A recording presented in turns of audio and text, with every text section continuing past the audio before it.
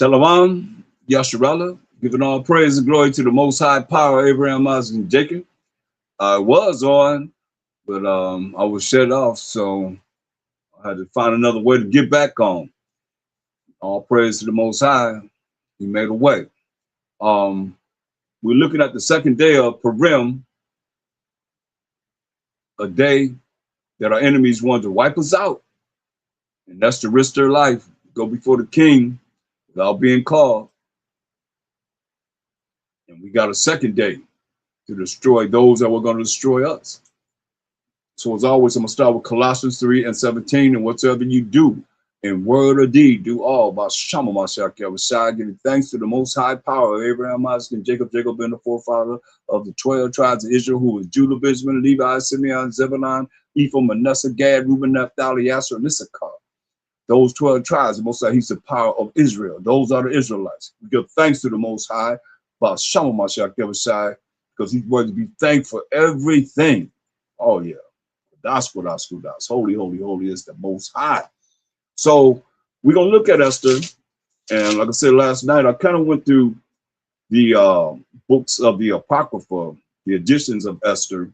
So you can look at that, you know, from perspective of what we covered last night. I'm going to look at Esther, the first chapter.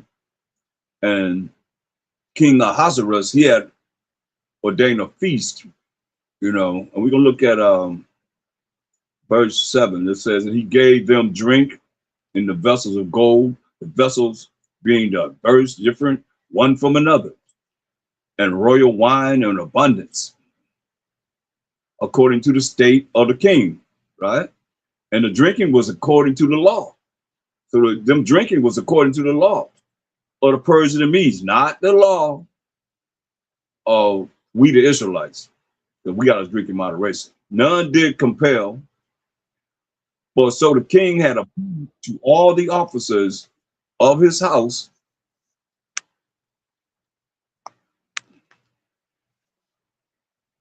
that they should do according to every man's pleasure. You know, they could drink according to every man's pleasure.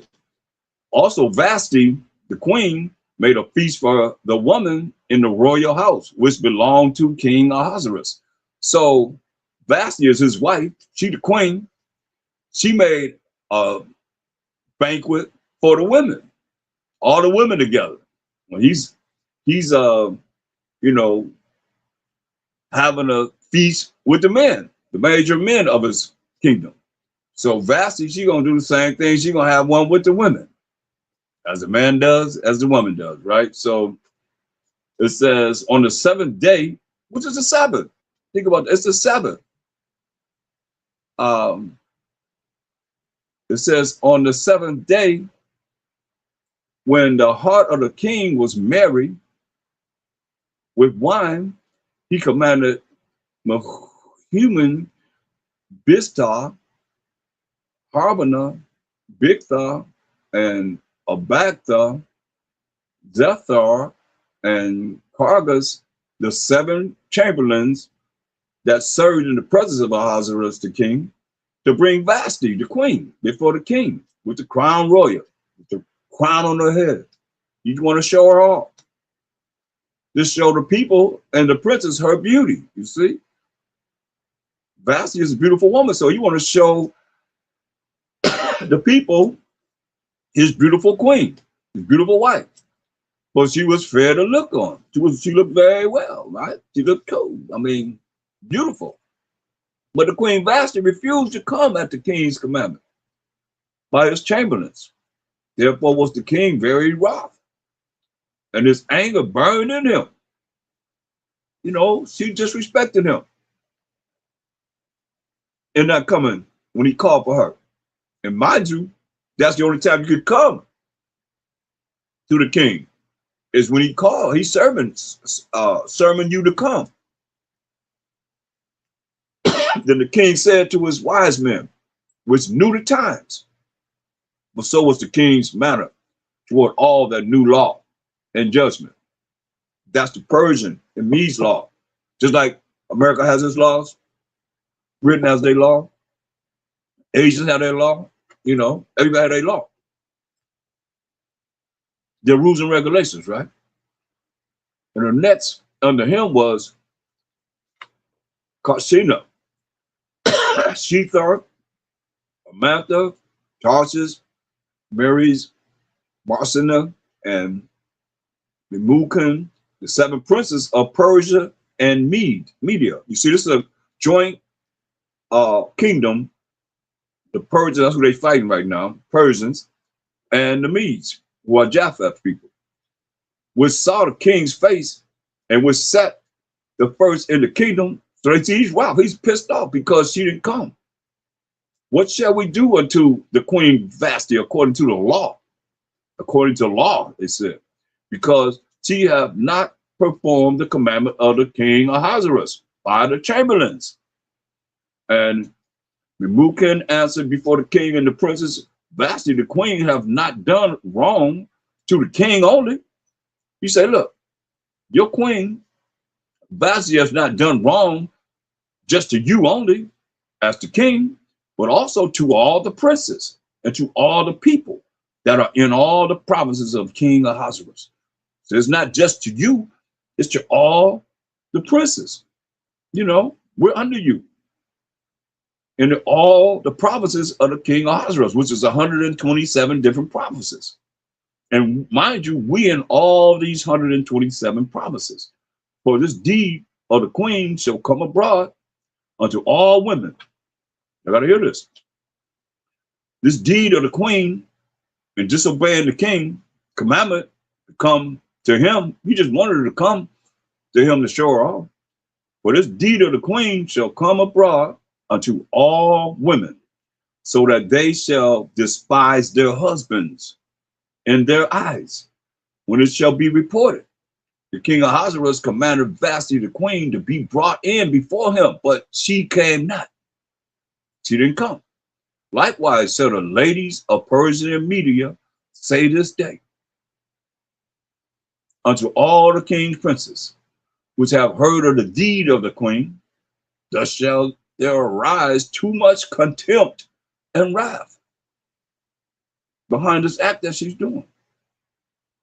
If it please the king, let there go a royal commandment from him, and let it be written among the laws of the Persians and the Medes, that it be not altered, that Vashti come no more before King Ahasuerus, and let the king give her a royal estate and to another that is better than she. And when the king's decree, which he had made, which he shall make, shall be published throughout all his empire, but it is great.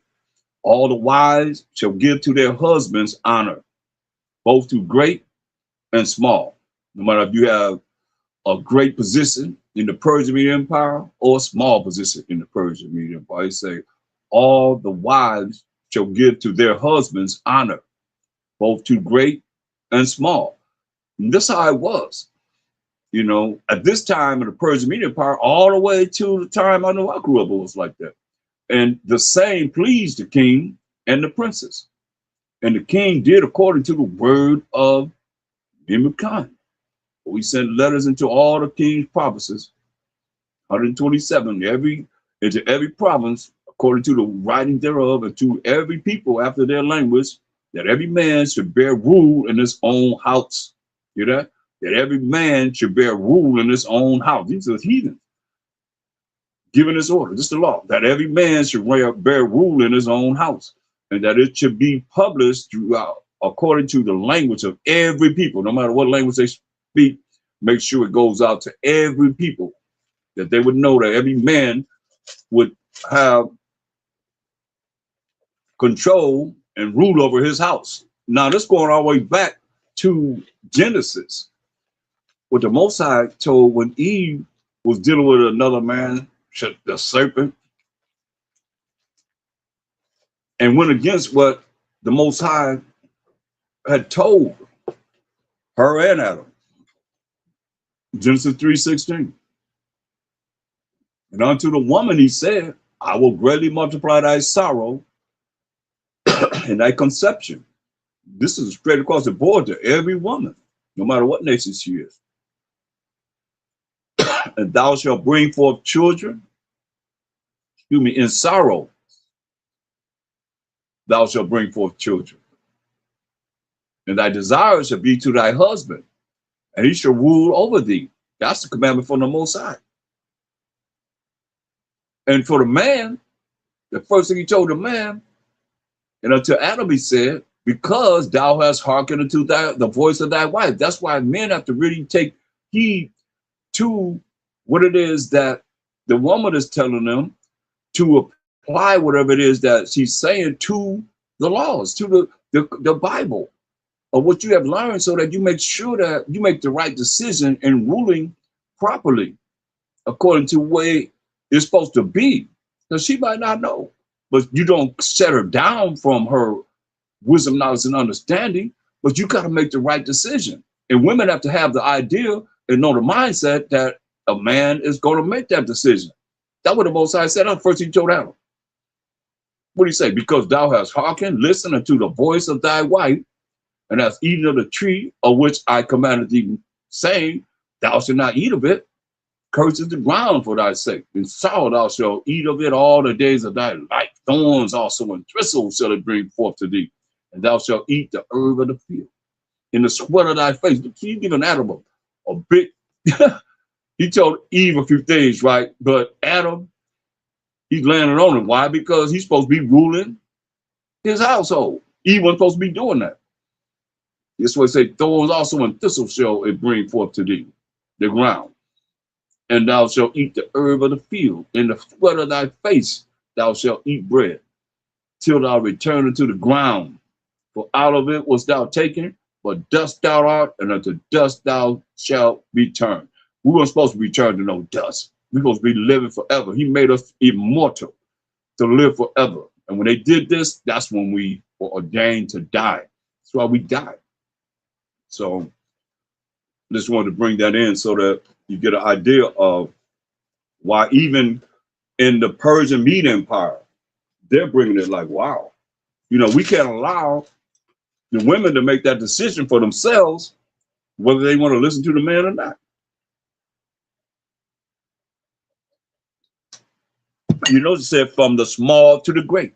It didn't matter what position they had. That's just the way it's supposed to be. And it's going to be that way. I mean, and right now I look at the Bible for solutions. It's like we look at it in here to find out what it is that we should do to be right in the eyes of the Most High, as he's telling us over and over again. You know, we just don't listen.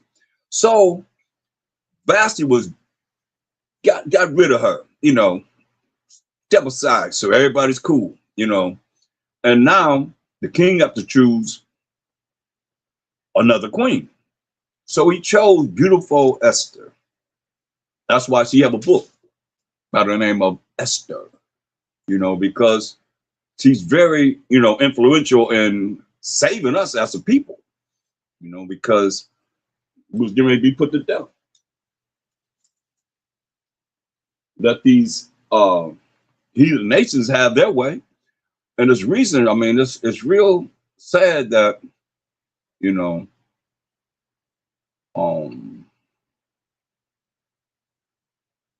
we as a people don't see what it is we need to see in reading the Bible and understanding that it's we, the people of the book, that is talking about us when you hear Israelites. And it's been said for so long, and we're scattered among all nations, you know, like I say, what's wrong with being right? What's wrong with being righteous? What's wrong with doing what the Most High said we're supposed to do? We have a problem with that. Even the heathen, we just heard what they said. And I just showed you what the Most High gave to us. You see? And some of those laws went right to the heathen too. They followed this. I mean, you can't say they ain't follow the same suit. They just did the same thing that the Most High said, hey, the man's going to rule over the woman. They just brought that about clearly. So Esther has been chosen as the new queen. And when you look at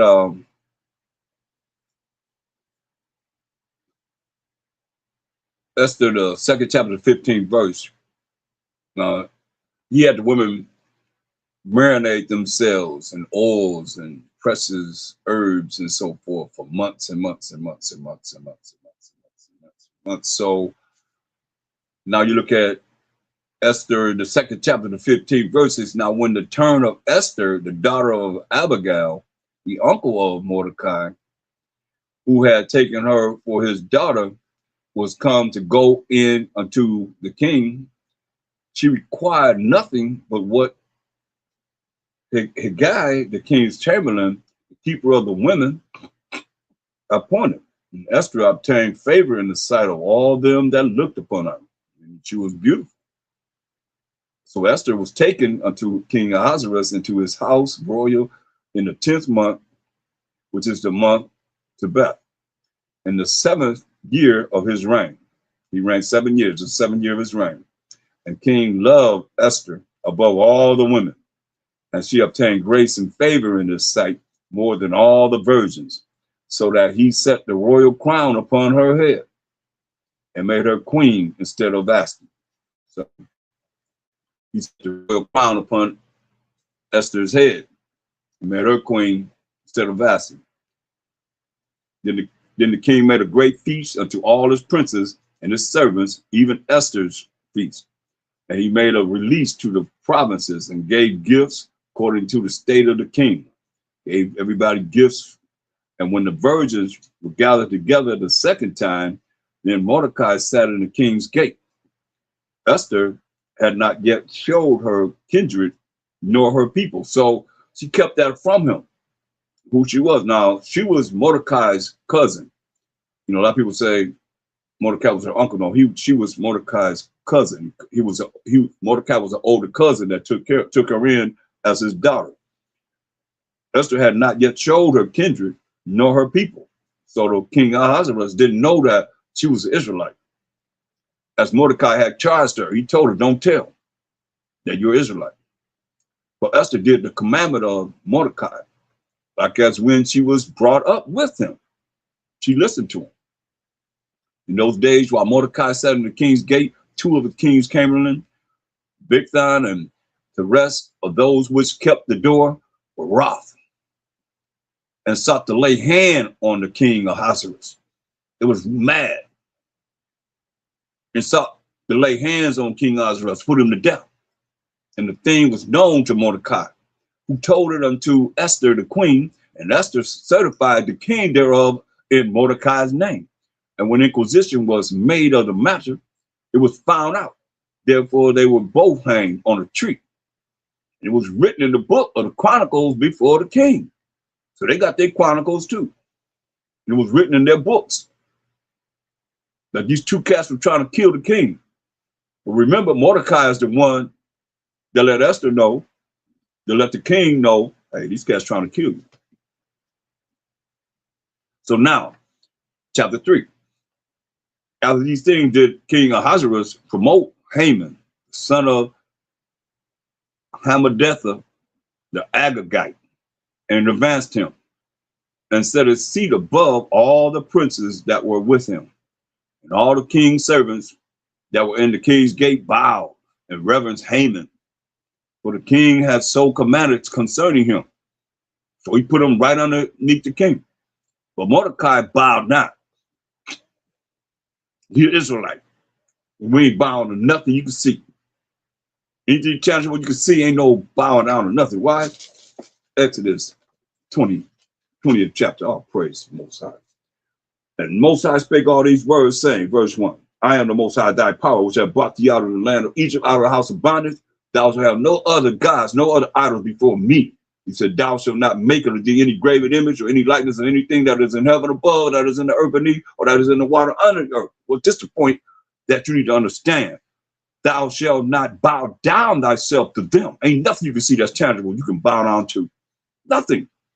That's what he's saying. Thou, because people be looking at certain things that we might have, you know, as Israelites, but ain't nobody bowing down to nothing and saying, this is Most High. We praise you, Most High. We say, thou shalt not bow down thyself to them. Whatever you can see tangible. The best thing I can tell you, the Most High dwell in thick darkness. Just close your eyes and you see darkness. Thick darkness, right? So you ain't seeing nothing. Thou shalt not bow down thyself to them, nor serve them. That's something that's made, that's tangible. You can see Most High's invisible power. For I, the Most High, thy power, am a jealous power, visiting the iniquity, the wickedness, the evil, the sins of the fathers upon the children, unto the third and fourth generation of them that hate me.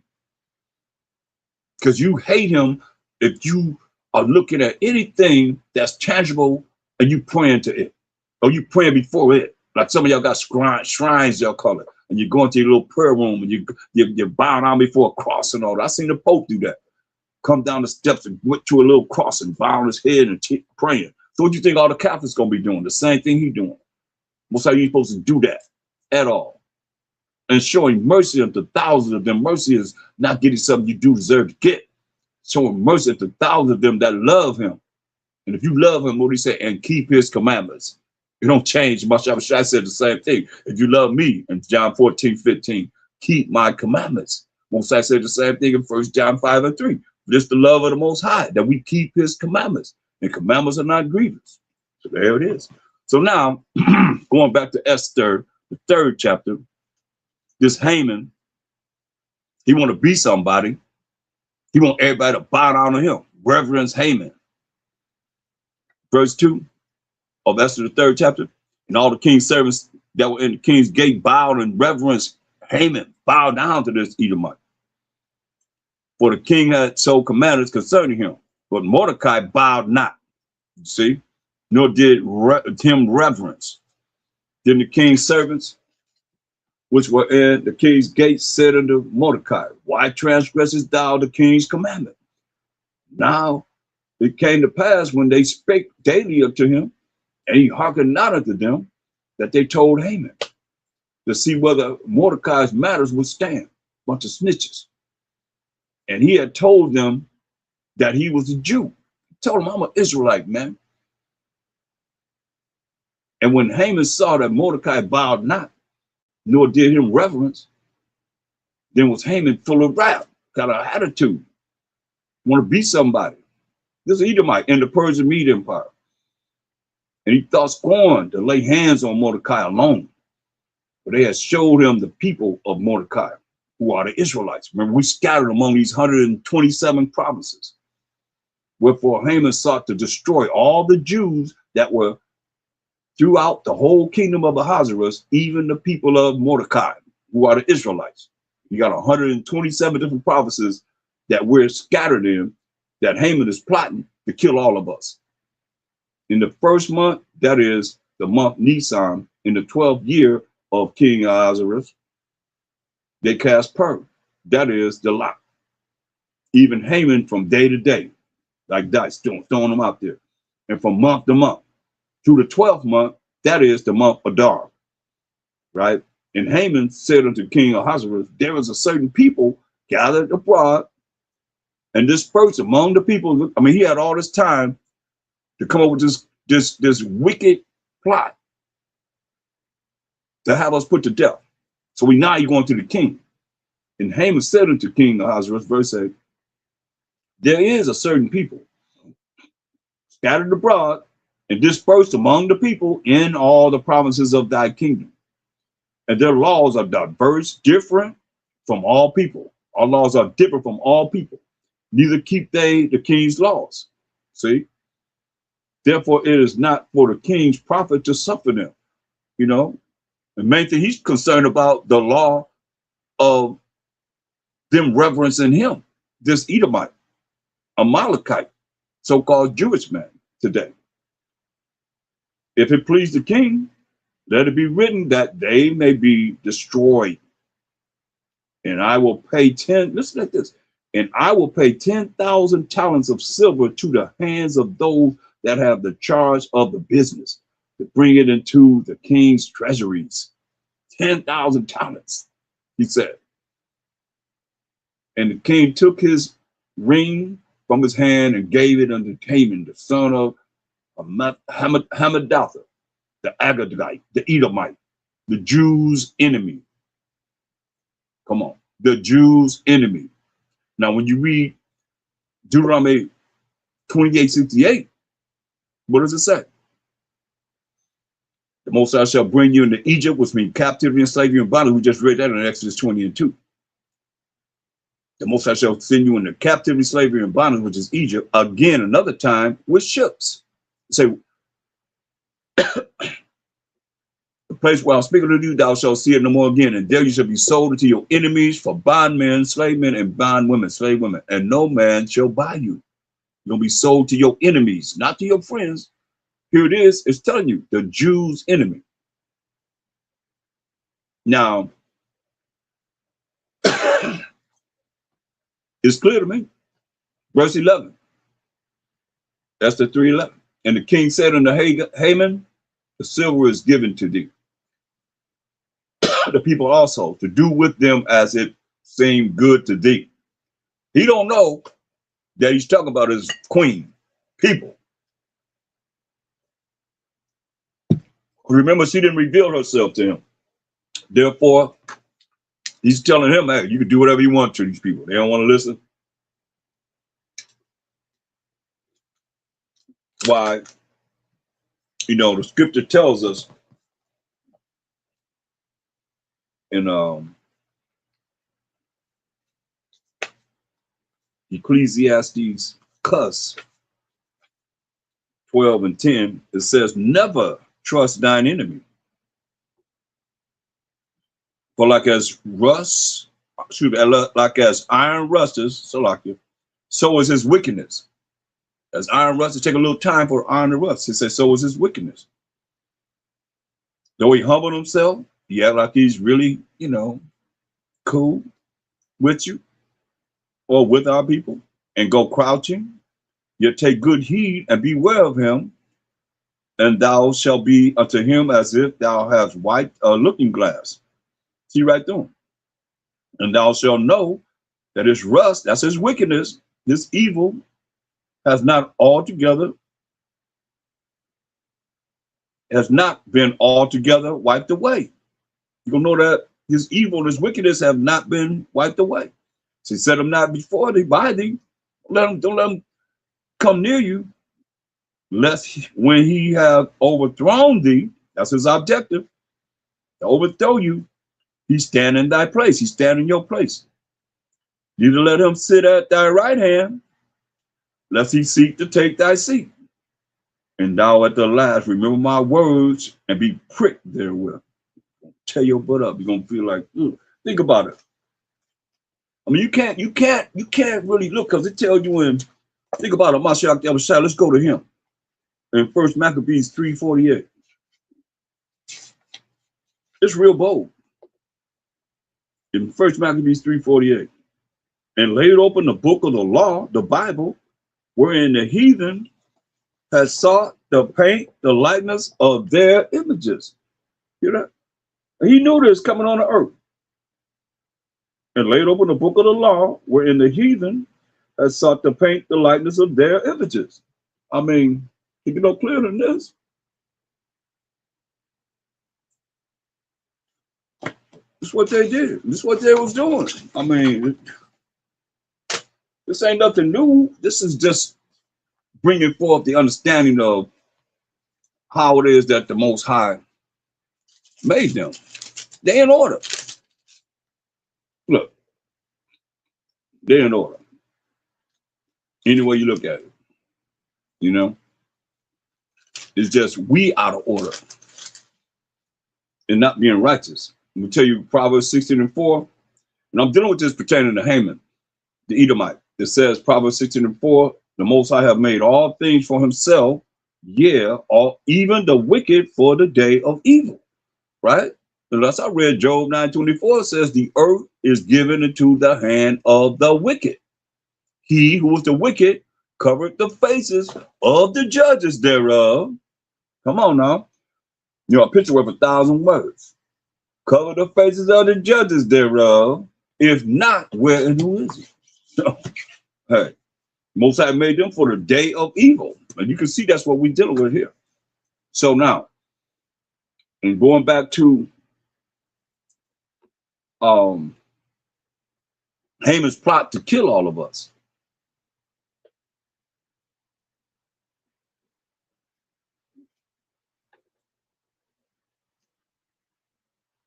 That's the 3rd chapter, verse 12. Then were the king's scribes called on the 13th day of the 1st month, and there was written according to all that Haman had commanded unto the king's lieutenants, and to the governors that were over every province, and to the rulers and every people of every province, 127 provinces, remember that, according to the writing thereof, and to every people after their language. In the name of King Ahasuerus was it written, and sealed with the king's ring, you know, that signet ring that they have, boom, they put their mark on it. Boom.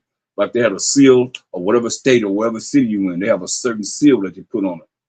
And the letters were sent by post into all the king's provinces to destroy, to kill, and to cause to perish all Jews, all Israelites, both young and old, little children and women, in one day, even upon the 13th day of the 12th month.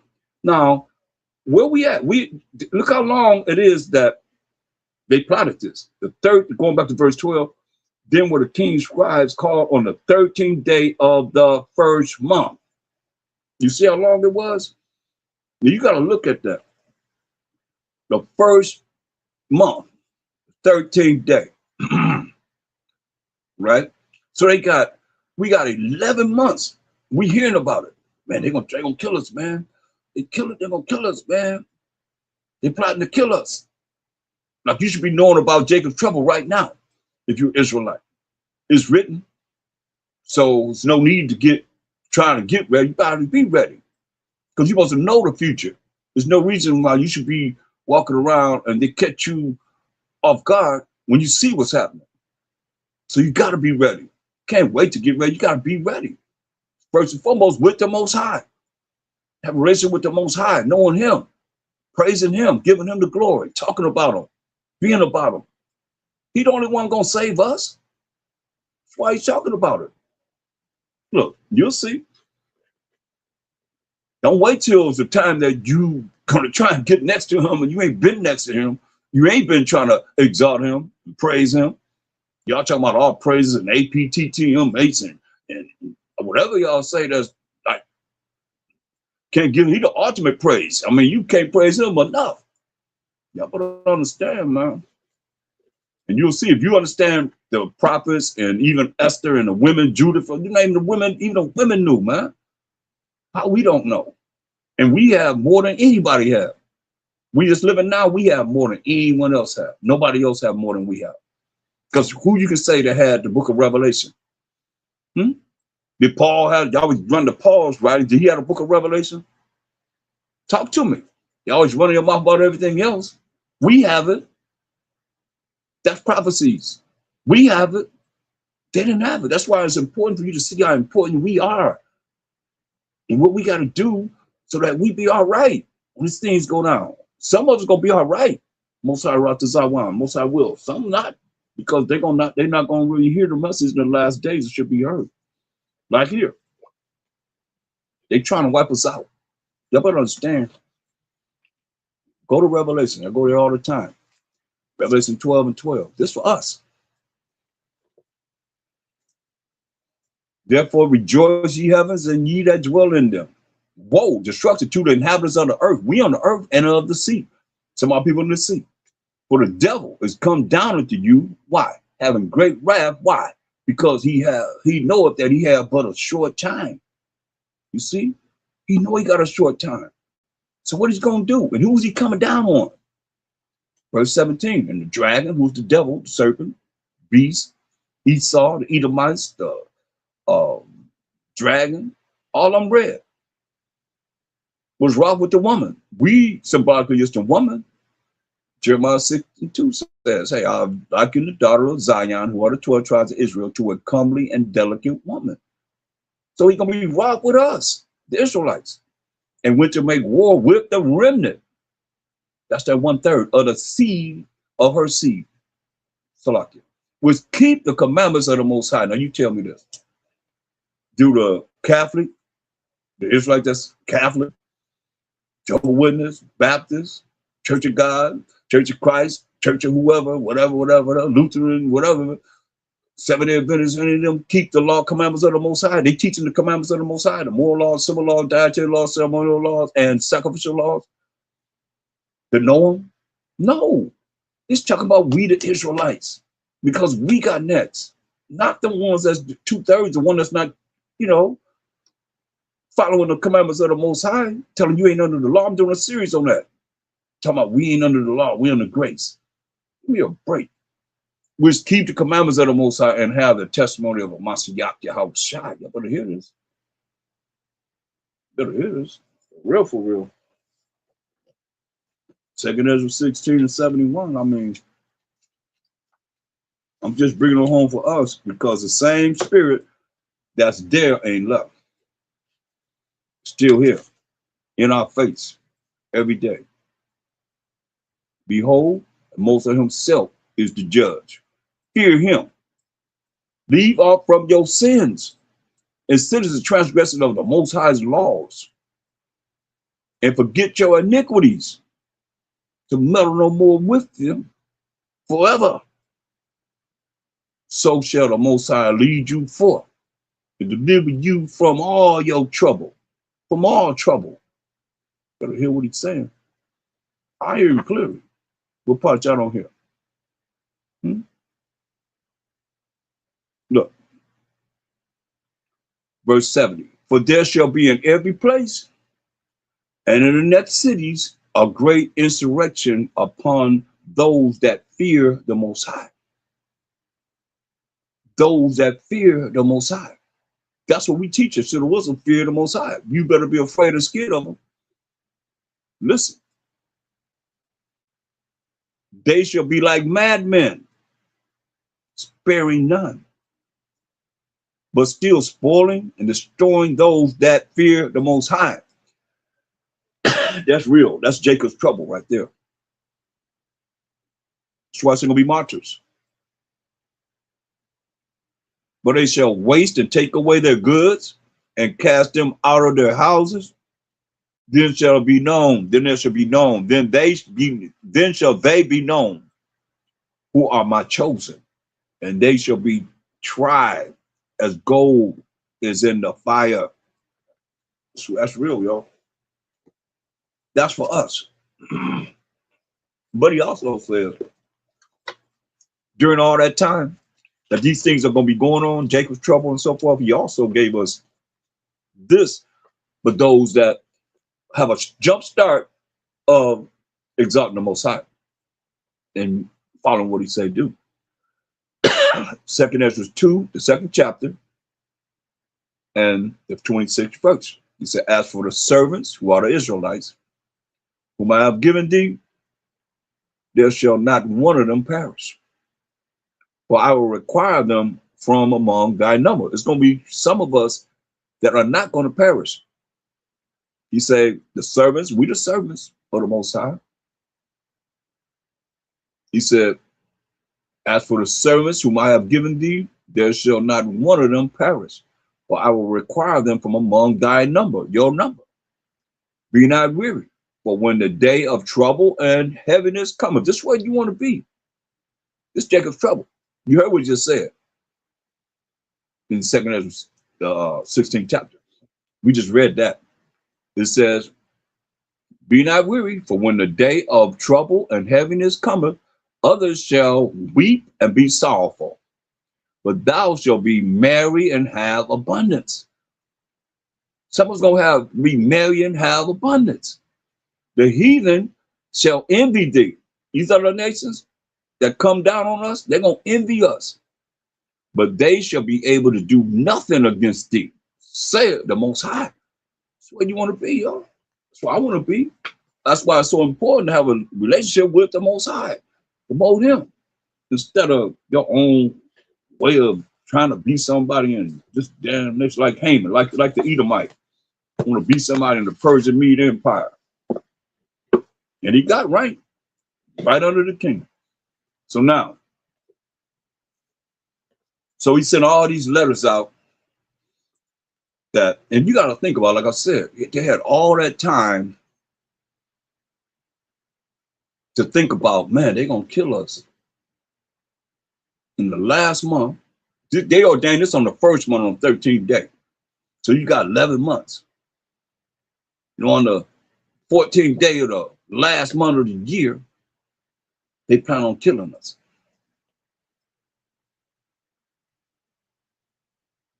So Esther, the 4th chapter. When Mordecai perceived all that was done, verse 1, Mordecai rent his clothes, he tore his clothes and put on sackcloth with ashes and wept all into the midst of the city, out into the midst of the city, and cried with a loud and bitter cry. He came even before the king's gate, for none might enter into the king's gate clothed with sackcloth. Been coming there with no sackcloth on, no burlap, and looking like, you know, you actually fasting and praying and crying. He didn't have none of that. And in every province, whithersoever the king's commandment and his decree came, there was great mourning among the Jews, and fasting and weeping and wailing. Many lay in sackcloth and ashes. We had 11 months, y'all, of knowing that this day is the day they ordained to kill us. So we in sackcloth and fasting and weeping, and that's the only time the Most High have pity on us. That's humility.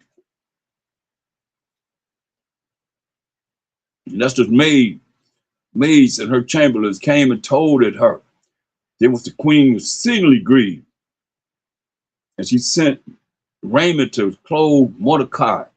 He take away his sackcloth from him, but he received it not, because he's in mourning, knowing the fact. 11 months he's in mourning, knowing that on the 13th day of this 12th month, the 14th day of this 12th month, they're gonna kill us. Then came Esther to Hatak, one of the king's chamberlains, whom we had appointed to attend upon her, and gave him a commandment to Mordecai to know what it was and why it was. So Hatak went forth to Mordecai into the street of the city, which was before the king's gate, and Mordecai told her all that had happened unto him, and of the sum of the money that Haman had promised to pay to the king's treasurers for the Jews to be destroyed. Man, to destroy us.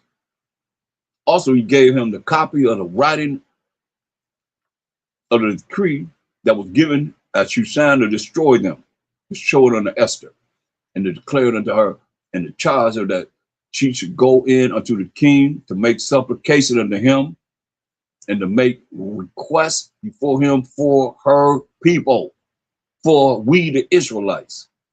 Remember, she ain't tell King Ahasuerus that she was an Israelite.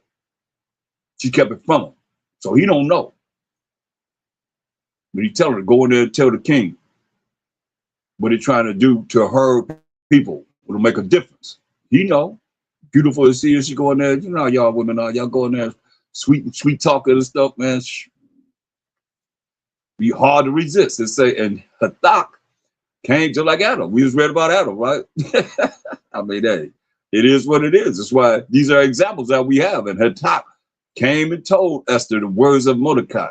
Again, Esther spake unto Hathach and gave him commandment unto Mordecai. Go tell Mordecai this. All the king's servants and the people of the king's provinces do know that whosoever, whether man or woman, shall come unto the king into the inner court, who is not called, the king didn't call you into his inner court, there is one law of his to put him to death. If you want to go in there, you ain't called, there's one law. It said, put him to death, except such to whom the king shall hold out this golden scepter that he may live. You hold out the golden scepter, you will live. But he put it down, but I have not been called to come in unto the king these 30 days. So, hey, the king put the scepter down, the rule was to put him to death. You hold it up, put it on him, you can live. Then Mordecai commanded to answer Esther, think not with thyself that thou shalt escape in the king's house more than all the Jews. Don't think because you in the king's house, because you the queen, that you're going to escape this judgment more than we that's out here getting ready to deal with this judgment of them trying to put us to death. If thou altogether holdeth thy peace at this time, then shall their enlargement and deliverance arise to the Jews from another place. But thou and thy father's house shall be destroyed. Mordecai told him, you're going to die. And who knoweth whether thou art come to the kingdom for such a time as this? Just like Joseph.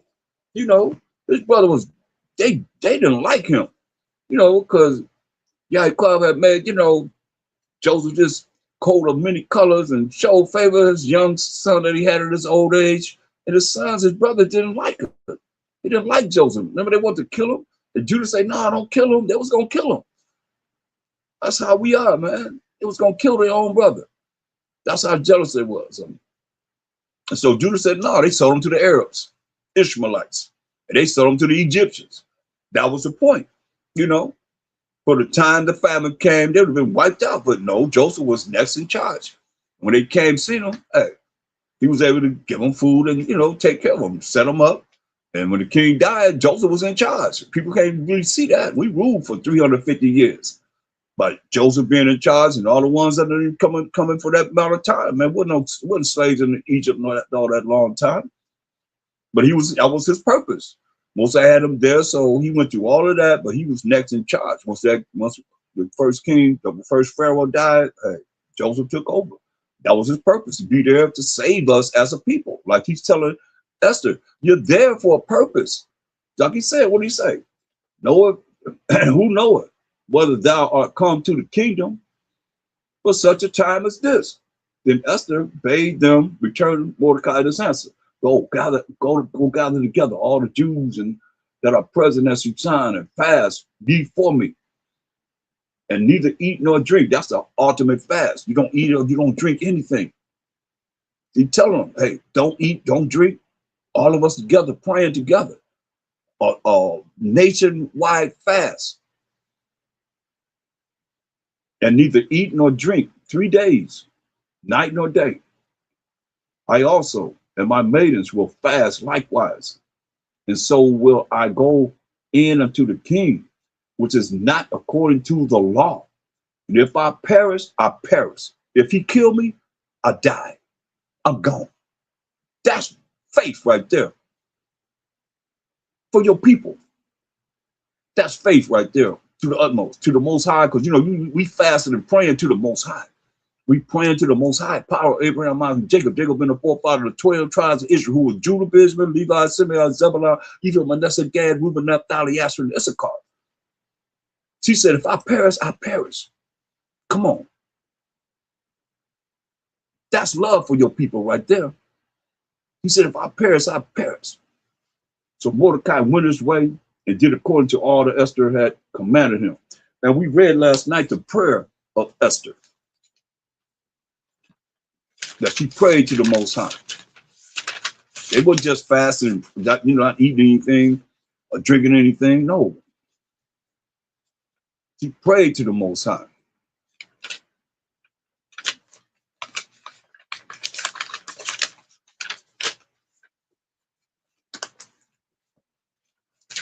I'm not going to read the whole prayer, but I just want to read part of the prayer. It's powerful, man. You can read it. It's in Esther, the 14th chapter.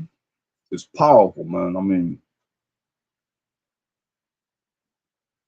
she said, hey, the king, he hadn't called her. So if he go in and he put his scepter down, especially you got to look at, he was rocked with Vashti because she didn't come. Now she just going to bust in there on him like that without him calling her. Don't know what he's talking about, what he's dealing with. Could be dealing with business that's secret that only his chamberlain is supposed to know. So here it is. Here's our prayer. Some of y'all say you read from 1 on down. I'm gonna start at verse 12. Well, let's read verse 11. I love this. O Most High, give not thy scepter, that's your power and authority, to them that be nothing. So you look at these other nations. This is our prayer. Don't give your rulership, your powers and authority unto them that be nothing. Talking about Haman and all his men that's going to come against her and all those that's joined unto them. Because it's the other nations. It's not the Israelites. It's the other nations that's planning to kill us on the 14th day of the 12th month. You understand? We're in the 15th day of the 12th month tonight, right? We celebrate the 14th day, that day they plan on killing us, that we got the victory over them last night. This is the second day. It's the reason why we have the second day. You're going to find that out. Say, O Most High, give not thy scepter, that power and authority unto them that are nothing. When you read Isaiah 40 and 17, it says, all the nations before the Most High is nothing and less than nothing, and vanity, it says, and let them not laugh at our fall. Our is the 12 tribes of Israel. For all those that are gathered within the Persian and Mede Empire, it's mainly Judah, Benjamin, and Levi, but other nations of our nation was with us also. But turn their device upon themselves. She fasted praying this, and make him an example that have begun this against us. Remember, O Most High, make thyself known in time of our affliction, and give me boldness, O King of the nations, and power of all power. Give me eloquent speech in my mouth before the lion. Because remember, she's going before the king. Turn his heart to hate him that fighteth against us. This is the prayer that she's praying. Turn his heart to hate him that fighteth against us. That's this wicked Haman, Edomite, that's plotting to kill us. That there may be an end of him, and of all that are like-minded to him. All those that are like-minded to try and put us to death as the Israelites. But deliver us with thine hand, and help me that I am desolate, and which have no other helper but thee. What other helper do we have but the Most High? That's why I love this, because this is what I'm teaching, this is what I'm about, and this is what's being said. It is what the Most High love. You want prayers to be answered, but then still you ain't exalting the Most High. Look, thou knowest all things, O Most High. Boasting about the Most High. To him, thou knowest all things, O Most High. Thou knowest that I hate the glory of the uncircumcised, the unrighteous. He hate the glory of the unrighteous. And to be righteous, you have to keep the commandments of the Most High. Simple as that. Psalms 119, 172 defines what righteousness is.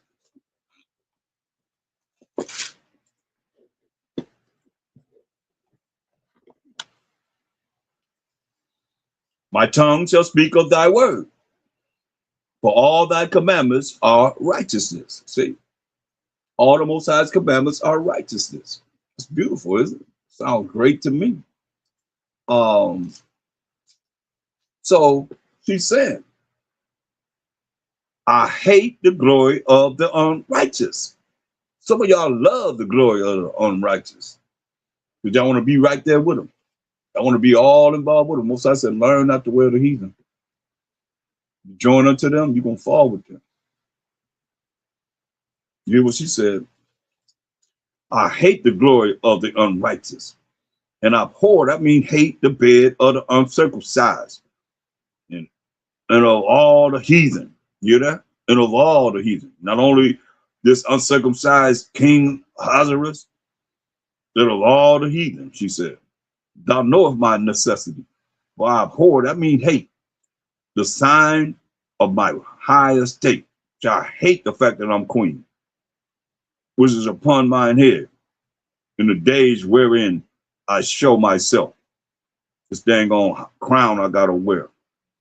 And that I abhor, over and over again, she hate it as a minstrel's rag, like a kotex. I can't put it no different than that. And that I wear it not when I am private, by myself. I throw it to the side when I'm by myself. And that thine handmaid have not eaten at Haman's table. They say Haman's here, but it's dealing with the Greek, but it's still talking about what we're reading about in the Revised Version King James Bible, 1611 Bible. His name is Haman, Haman's table, and that I have not greatly esteemed the king's feast, nor drunk the wine or the drink offerings.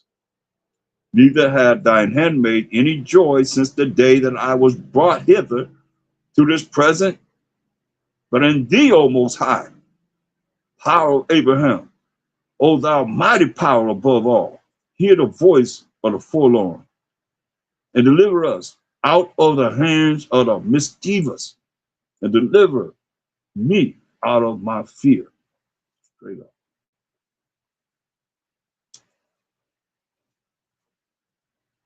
And upon the third day, when she had ended her prayer, she laid away her mourning garments. Let me show you how the in depth of how she went into being humble before the Most High. Let's look up here at verse 2. And laid away her glorious garment, apparel, which is her, queen's garment, and put on the garments of anguish and mourning. And instead of precious ointments, this is what she did. She covered her head with ashes and dung. She covered her head. Her head, and didn't say her forehead, didn't say her cheeks or nothing. She covered her whole head with ashes and dung. That's feces. And she humbled her body greatly. In all the places of her joy, she filled with her torn hair. She tore her hair out.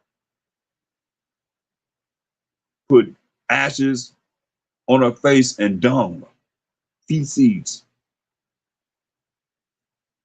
Ezra 15:1. And upon the third day, when she had ended her prayers, 3 days she was like that. Remember, she told everybody to fast 3 days and 3 nights. She laid away her mourning garments and put on her glorious apparel, and being gloriously adorned, after she had called upon the Most High, power of Abraham, Isaac, and Jacob, who is the beholder and savior of all things, she took 2 maidens with her. She went going into the king. Let's go back here to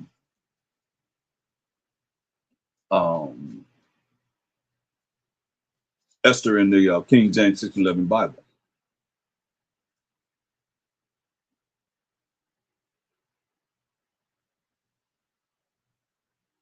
And you see, she had at verse chapter 4, verse 16, she said, "Go gather together all the Jews that are present at Susan, and fast ye before me, and neither eat nor drink 3 days, like she did, night or day.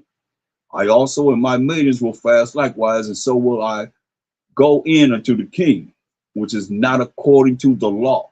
Remember, she hadn't been in front of him. He hadn't called her for 30 days. And if I perish, I perish. You hear that? That's bold right there.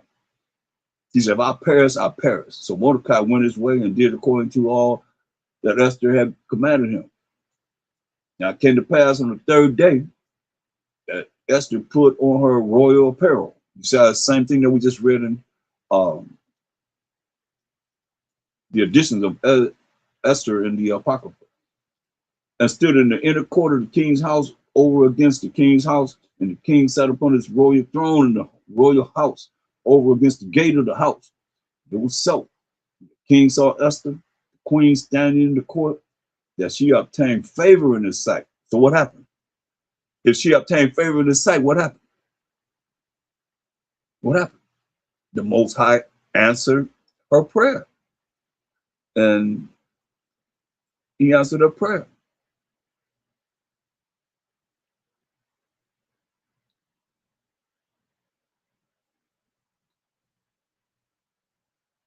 And shalom, everyone. Give me a like. I see some people in here. Like and share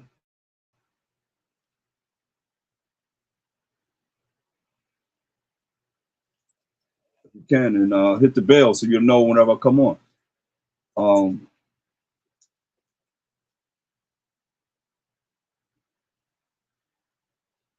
Verse 2. And it was so that when the king saw Esther, the queen, standing in the court, that she obtained favor in his sight. The Most High answered her prayer, answering her prayer so far. And the king held out to Esther the golden scepter. He held it out, the golden scepter to her. That was in his hand. So Esther drew near and touched the top of the scepter. She came and touched the top of the scepter. Then said the king unto her, what is it? What wilt thou, Queen Esther? And what is thy request? What do you want me to do? It shall be even given thee to the half of the kingdom. Wow. He said, whatever you want, baby. I'll give you half the kingdom. And Esther answered, if it seem good unto the king, let the king and Haman come this day unto the banquet that I have prepared for him. And the king said, cause Haman to make haste, to come quickly, that he may do as Esther has said. So the king and Haman came to the banquet that Esther had prepared, right? And the king said unto Esther at the banquet of wine, what is thy petition? What do you want me to do? And shall it be granted? It shall be granted to thee. And what is thy request? What do you want me to do? Even to the half of the kingdom it shall be performed. Wow. Then answered Esther and said, my petition and my request is, if I have found favor in the sight of the king, and if it please the king to grant my petition to perform my request, let the king and Haman come to the banquet that I have prepared for them, and I will do tomorrow as the king has said. I'll tell you. Then went Haman forth that day joyful and with a glad heart. Remember, he don't know that Esther is an Israelite. He don't know, dang, with the king's signet ring, that all of us supposed to be put to death on the 14th day of the 12th month. So now Esther said, hey, I want to host a banquet with you, king, and Haman, right? The Edomite. Then when Haman, verse 9, then Haman forth that day joyful with a glad heart, he happy as can be. But when Haman saw Mordecai in the king's gate, that he stood not up, nor moved for him, he was full of indignation against Mordecai. He hated Mordecai. This Edomite hated Mordecai because he ain't give reference to him. Nevertheless, Haman refrained himself. And when he came home, he sent and called for his friends and to rest his wife. He started bragging to him, yeah, I'm going to have a banquet with the king and the queen tomorrow. She's making a special banquet for us, me and the king. So verse 13 says, yet all this availeth me nothing, so long as I see Mordecai, the Jew, sitting at the king's gate. What a difference. Time makes.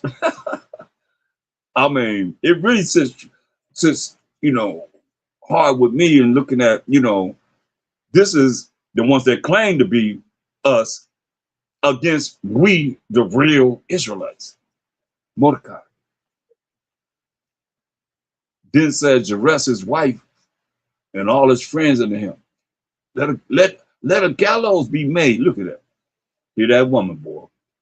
Let gallows be made of 50 cubits high, and tomorrow speak thou unto the king that Mordecai may be hanged thereon.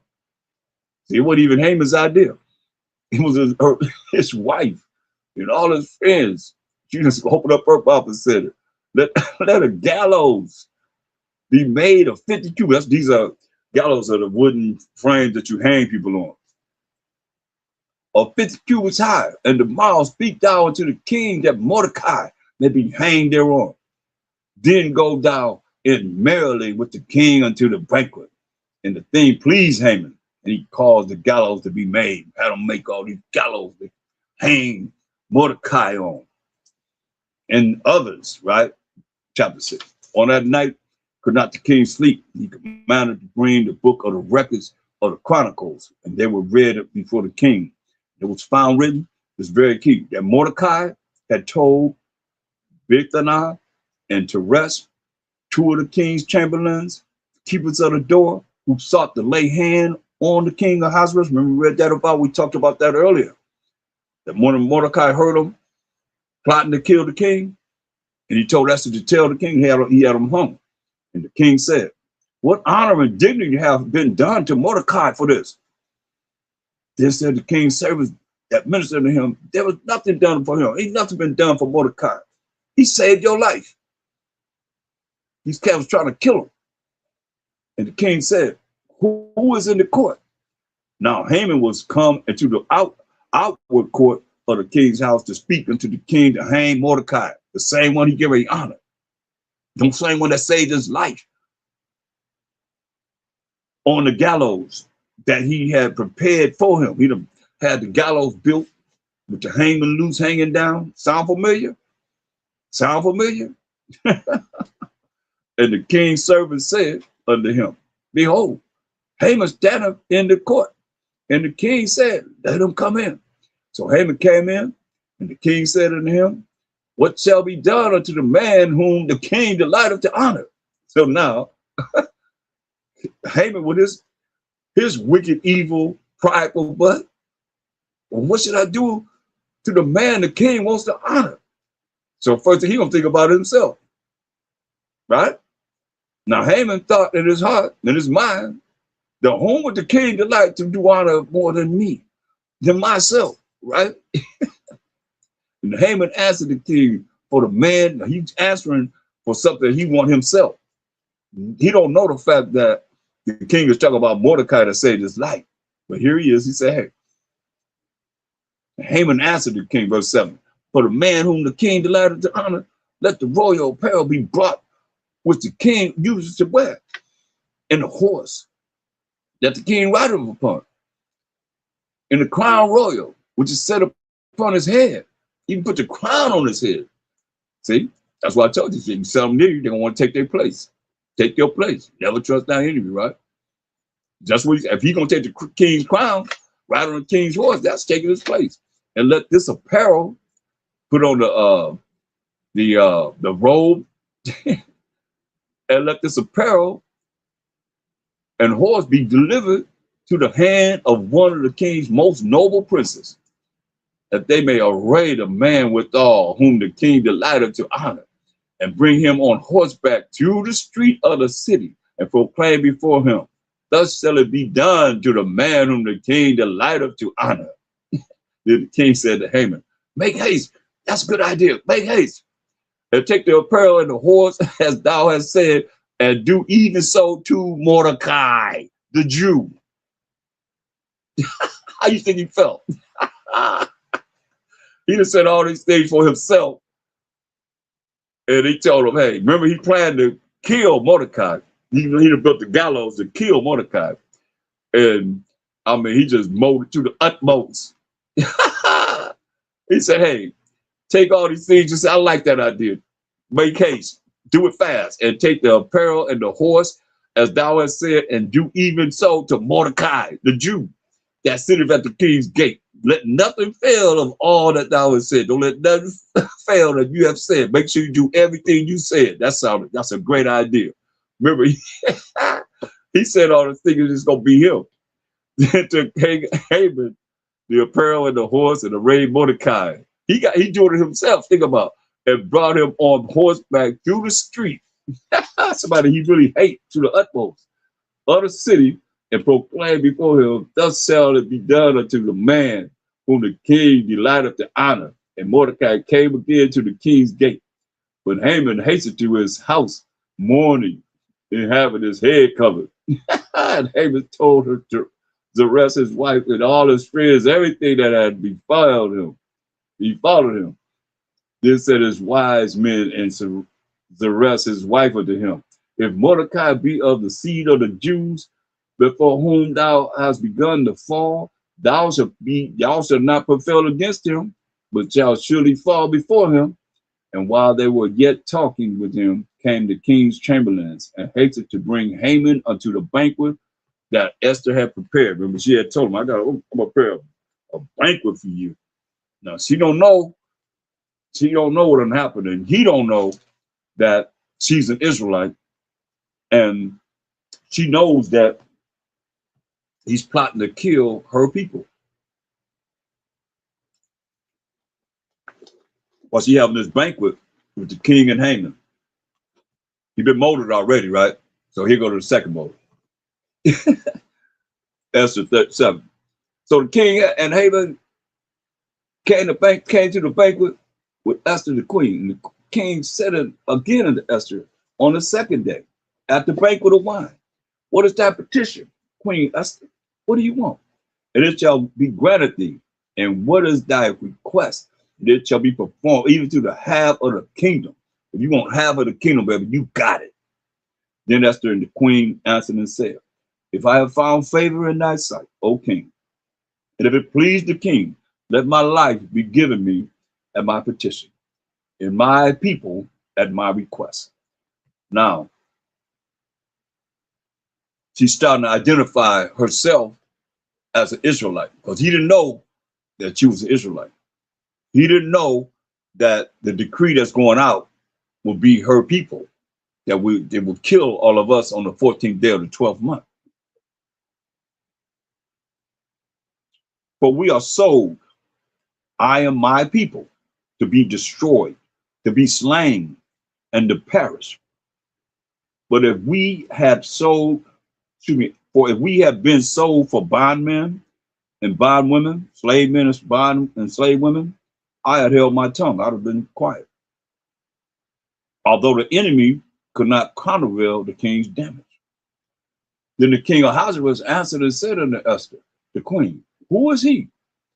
And where is he that does presume in his heart to do so? Mind you, Haman right there. And Esther said, the adversary of the enemy is this wicked Haman. Remember, Job 9:24. The earth is given to the hand of the wicked. He who is the wicked covered the faces of the judges thereof. If not, where and who is it? And Esther said, the adversary and enemy is this wicked Haman. Then Haman was afraid before the king and the queen. And the king arising from the banquet of wine in his wrath went into the palace garden, and Haman stood up to make request for his life to Esther, the queen. For he saw there was evil determined against him by the king. That look that the king had, when he's angry, he knew death was coming to him. Then the king returned out of the palace garden into the place of the banquet of wine, and Haman was fallen upon the bed whereof Esther was. Then said the king, will you force the queen? You gonna rape my wife? You gonna rape the queen? Also, before me in the house? As the word went out of the king's mouth, they covered Haman's face, covered his face over. And Harbana, one of the chamberlains, said unto the king, behold, also the gallows 50 cubits high, which Haman had made for Mordecai, who had spoken good for the king, saved your life, made sure you know them two men was trying to kill you, stand up in the house of Haman. Then the king said, hang him there on. Hang Haman there. And they hanged Haman on the gallows that he had prepared for Mordecai. Then was the king's wrath pacified. Chapter 8. On that day did the king Ahasuerus give the house of Haman and the Jews' enemy, you hear that? The Jews' enemy, this Edomite Haman, the Jews' enemy, our enemy as the Israelites, under Esther, the queen. And Mordecai came before the king, but Esther had told what he was unto her.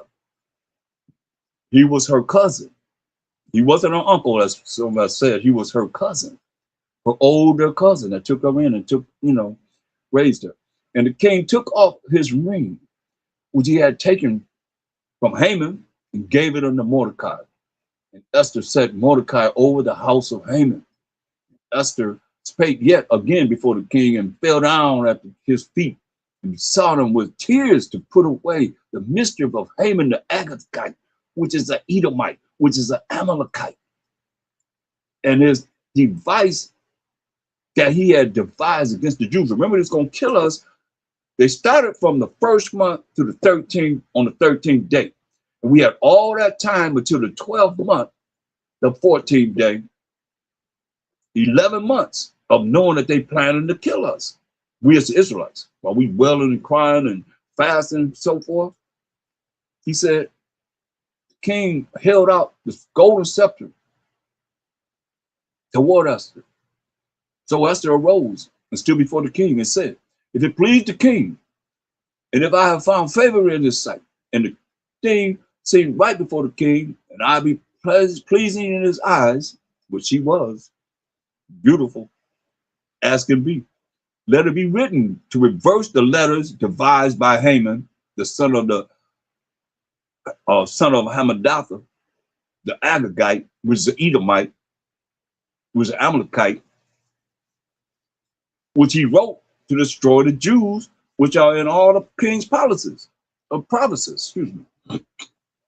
is 124 provinces that we were scattered in. And their plot was to kill all of us that was in these 127 provinces. Well, how can I endure to see the evil that shall come unto my people? Or how can I endure to see the destruction of my kindred?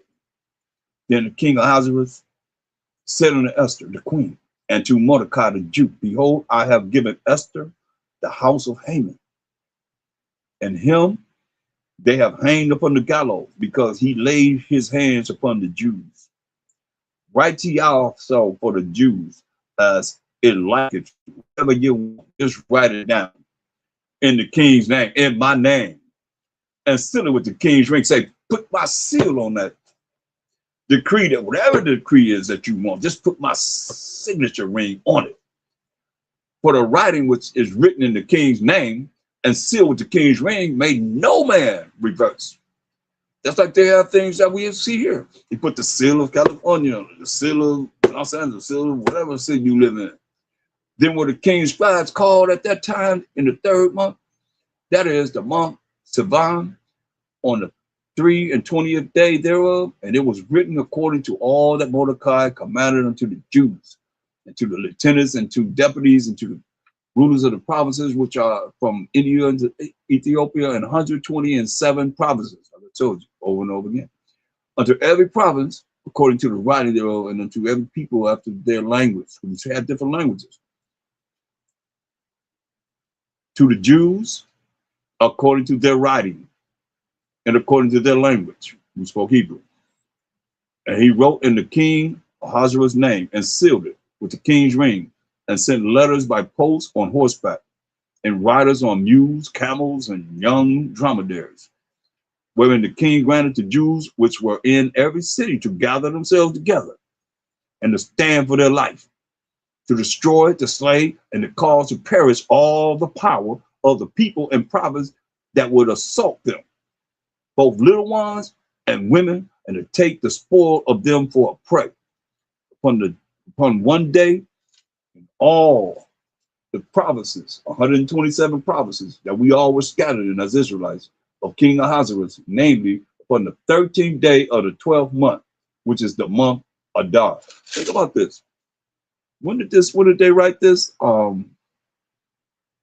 The 3 and 20th day, let's see, the 3rd month. Remember the 1st month on the 14th day, 13th day, he ordained that we will be killed. In the 12th month, the 12th month on the 14th day, right? So this is on the 3rd month, that is the month Sivan, on the 3 and 20th day, on the 23rd day of the 3rd month. So you still have what? 9 more months before the 12th month. Think about that. This is going out, so we preparing. We have a long time to prepare. Whereas we're a little time to look at mourning and fasting and praying, that, and weeping and crying to the Most High that they're going to kill us in the months to come. It's a plot to kill us. So now that stopped short on the 3rd month, the 23rd day. From the 1st month, the 13th day. So that's like a month and maybe 2 months, maybe a little over 2 months. We were crying and sighing and, to the Most High, save us, fasting and so forth, weeping and crying to the Most High. Now it's stopped. So we got all this time to go before we're going to be able to bring this about.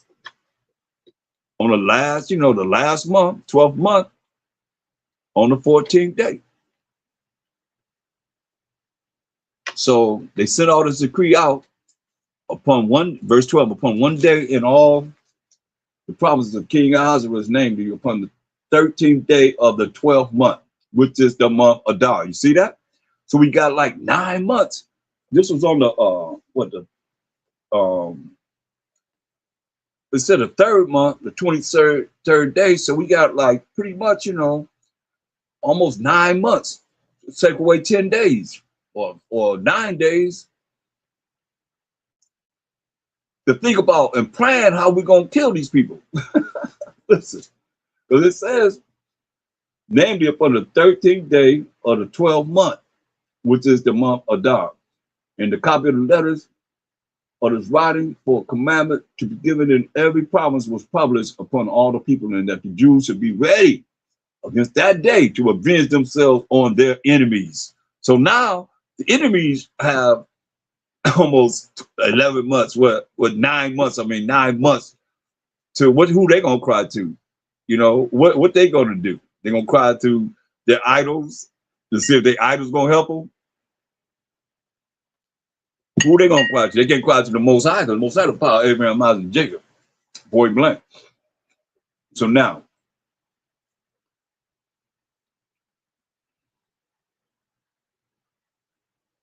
verse 15, and Mordecai went out from the presence of the king in royal apparel of blue and white.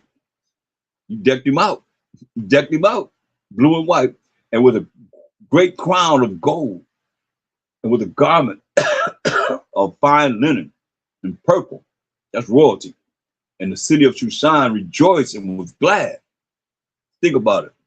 Knowing that the Israelite man been raised up against this wicked Haman, put to death behind, want to kill us. The Jews had light and gladness and joy and honor. And in every province, 127, and in every city, whatsoever the king's commandment and his creed came, the Jews had joy and gladness, a feast and a good day.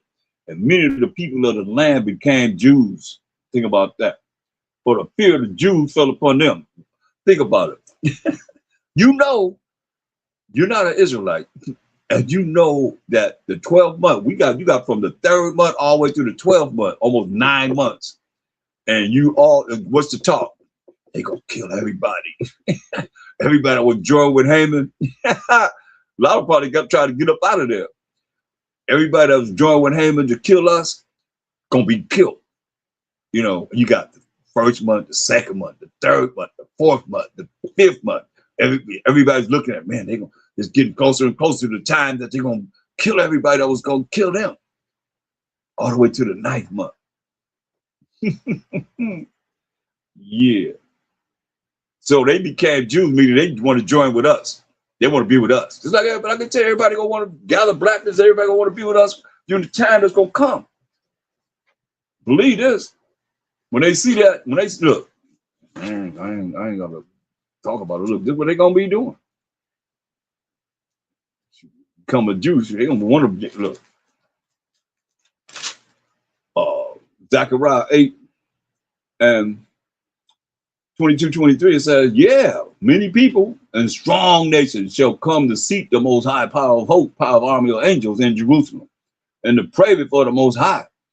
Thus said the Most High, power of hosts, in those days it shall come to pass, a future prophecy, that 10 men shall take hold out of all languages of the nations, these other nations outside of the 12 tribes of Israel, even shall take hold of the skirt of him that is a Jew, saying, we will go with you, for we have heard that the Most High is with you. See that? So they want to come with us, then they're going to say, hey, we're going to go with you because we heard that the Most High is with you. That's the future. So now, Esther, the 9th chapter. Now in the 12th month, now we in that time, all this time that went by, in that 12th month, 12th month, 14th day, when he ordained that they're going to kill us.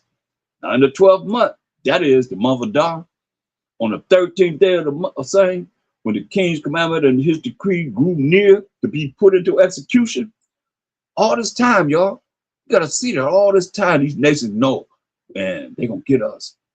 Wow. We was down with Haman. And we know who it was that was, they probably talking about, how they are. They didn't hold back.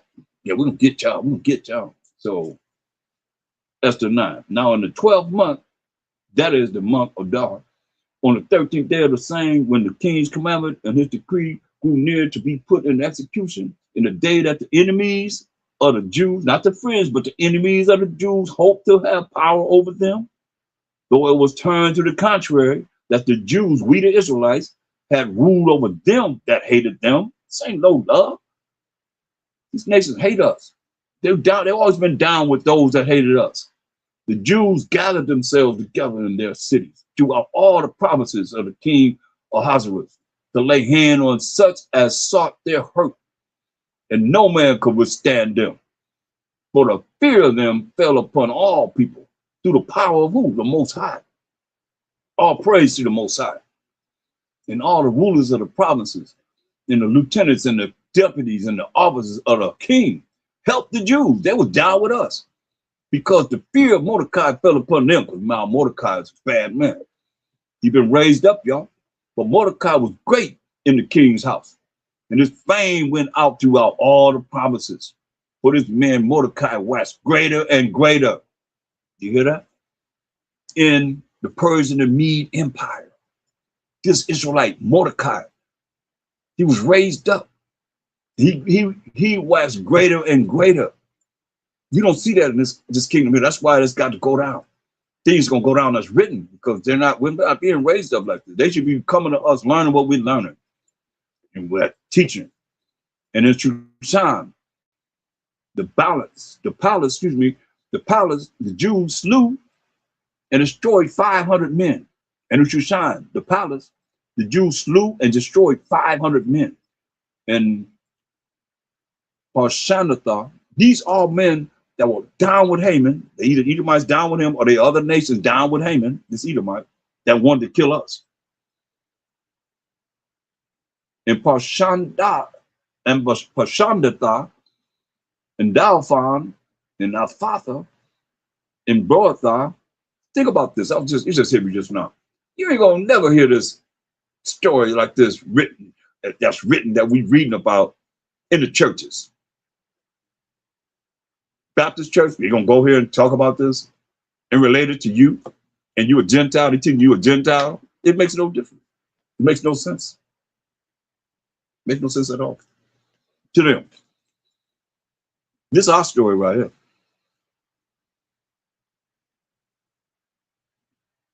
Verse 8. And Poratha and Adelia and Eradatha and Parmastha and Risha and Arada and Bezazada, the 10 sons of Haman, the son of Hamadatha, the enemy of the Jews, the enemy of the Jews, the enemy of the Jews, the enemy of the Jews, slew they, put on the spoil, but on the spoil laid they not their hand. Remember, he said you can get whatever you want. The king said we can get whatever we want. Once we kill them, these people that's going to kill us, that Haman had down with him, that wanted to kill us, he said once we kill them, we can get everything they have. But you see what we did? We laid not our hands on the spoil. We didn't kill them what they had. You hear that? But on the spoil, I mean, whatever they had, laid they not their hand. We didn't want nothing they had. On that day, the number of those that were slain in Shushan, the palace, was brought before the king. And the king said unto Esther, the queen, the Jews have slain and destroyed 500 men in Shushan, the palace. And the 10 sons of Haman, what have they done in the rest of the king's provinces? Now, what is that petition? It shall be granted thee. Or what is thy request further? And it shall be done. Then said Esther, to please the king, that it be granted to the Jews which are in Shushan, to do tomorrow also according to until this day's decree, and let Haman's 10 sons be hanged upon the gallows. You got Haman hanging on the gallows. Now put his 10 sons on the gallows. Since you want to put Mordecai and us on the gallows, what a decree. And the king commanded it so to be done. They already killed him. He said, they dead. take their bodies and hang them up on the gallows. And the king commanded it so to be. Verse 14. And the decree was given at Susan, and they hanged Haman's 10 sons. For the Jews that were in Susan gathered themselves together on the 14th day also of the month of Adar. That's their 12th month, y'all. Remember this decree that we got the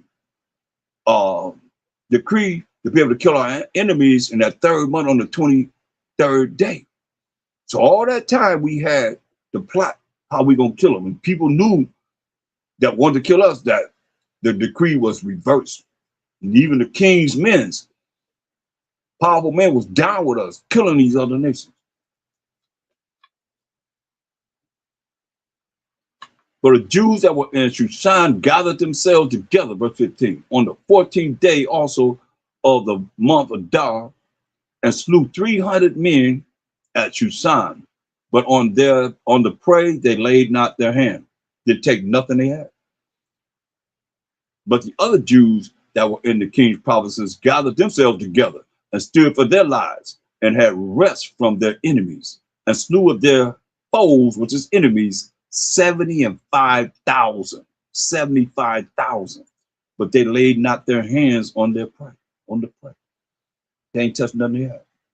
On the 13th day of the month of Adar, and on the 14th day of the same rested day, and made it a day of feasting and gladness, having a good time, feasting and gladness. But the Jews that were at Shushan assembled together on the 13th day thereof, and on the 14th thereof, and on the 15th day of the same they rested, and made it a day of feasting and gladness. Therefore the Jews of the villages that dwelt in the unwalled towns made the 14th day of the month Adar a day of gladness and feasting, and a good day, and of sending the portions one to another. It's like they do on Christmas. This is what we could do on any day really, but this is what we did on Purim. And Mordecai wrote these things and sent letters unto all the Jews that were in all the provinces of the king of Ahasuerus, both nigh and both near and far, and established this among them, that they should keep the 14th day of the month of Adar and the 15th day of the same yearly. And this is what we're doing. You know, this is our culture. We keep these days of Purim, the 14th and the 15th day of the same yearly on the 12th month.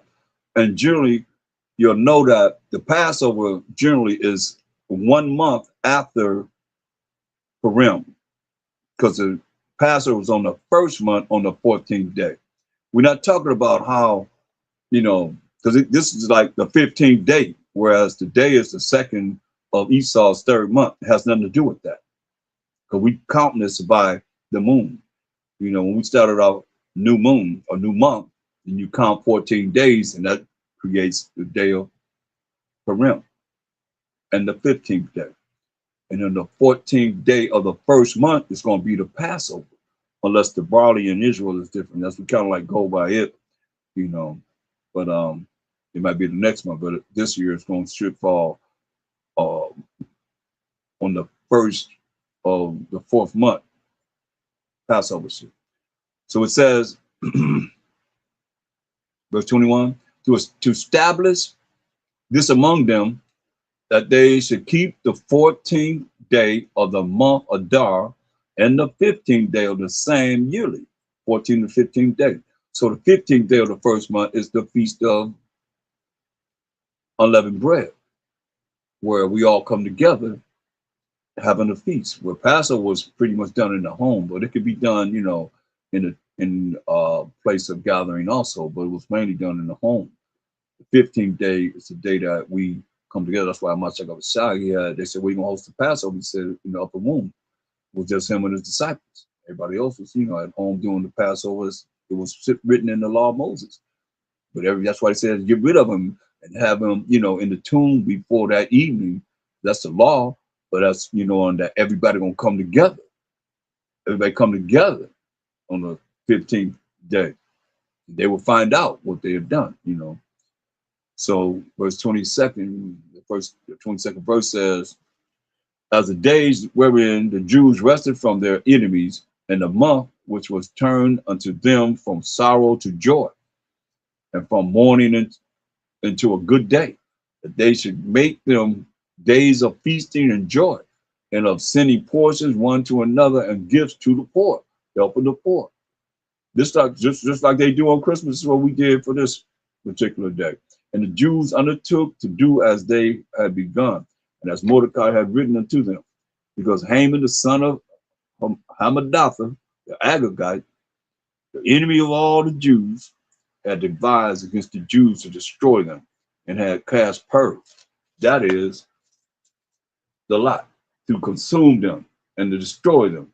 But when Esther came before the king, he commanded thy letters, that is wicked device which he devised against the Jews, to return upon his own head, and that he and his sons should be hanged on the gallows. Wherefore they call these days Purim, after the name of Pur. Therefore, for all the words of this letter and of all that which had seen concerning this matter, and which had come unto them, the Jews ordained and took upon them and upon their seed, and with their seed, and upon all such as joined themselves unto them, those that join unto us, so as it should not fail, that they would keep these 2 days according to their writing and according to their appointed time every year, and that these days should be remembered and kept throughout every generation, every family, every province, in every city, and that these days of Purim should not fail from among the Jews, nor the memorial of them perish from their seed. That's why I went through the whole thing. And Esther, the queen, the daughter of Abihail, and Mordecai the Jew, wrote with all authority to confirm this second letter of Purim. And he sent the letters into all the Jews to the 127 provinces of the kingdom of Ahasuerus, with words of peace and truth, to confirm these days of Purim and their times appointed, according as Mordecai the Jew and Esther the queen had enjoined themselves, and as they had decreed for themselves and for their seed, the matters of the fasting and their cry. And that's to the fasting and their cry, the Most High heard the fastings and the cries to him to bring forth the victory. And the decree of Esther confirmed these matters of Purim. It was written in the book, chapter 10, and the king Ahasuerus laid a tribute upon the land and upon the isles of the sea, and all the acts of his power and of his might, and the declaration of the greatness of Mordecai, whereunto the king advanced him. Are they not written in the book of the Chronicles of the kings of Media and Persia? That's in their books. But Mordecai the Jew was next unto King Ahasuerus, just like Joseph was next unto the Pharaoh. But Mordecai the Jew was next unto King Ahasuerus, and great among the Jews, and accepted of the multitude of his brethren, seeking the wealth of his people and speaking peace to all his seed. That's right. All praise to the Most High. Yes. Oh, Lord, y'all. All praise to the Most High. About showing myself there was, I feel good knowing that, I get excited just knowing that, we got the victory, and the fact that there is, times when we were elevated for who we were and who we are, rather than being degraded as we are today. Because we're going to be elevated forever and ever and ever in time to come, in our future. We just got to be ready. Get ourselves ready, stay ready with the Most High. While my shack outside, boss shop on my shack outside. It's going to be all right. Look at Proverbs 16 and 33. The lot is cast into the lap, but the whole disposing thereof is of the Most High, no matter how it is that, because he planned on dealing with them, trying to see when they're going to do it, right? When they're going to kill us. Cows and pearl, right? Leviticus 16:8. Leviticus 16:8.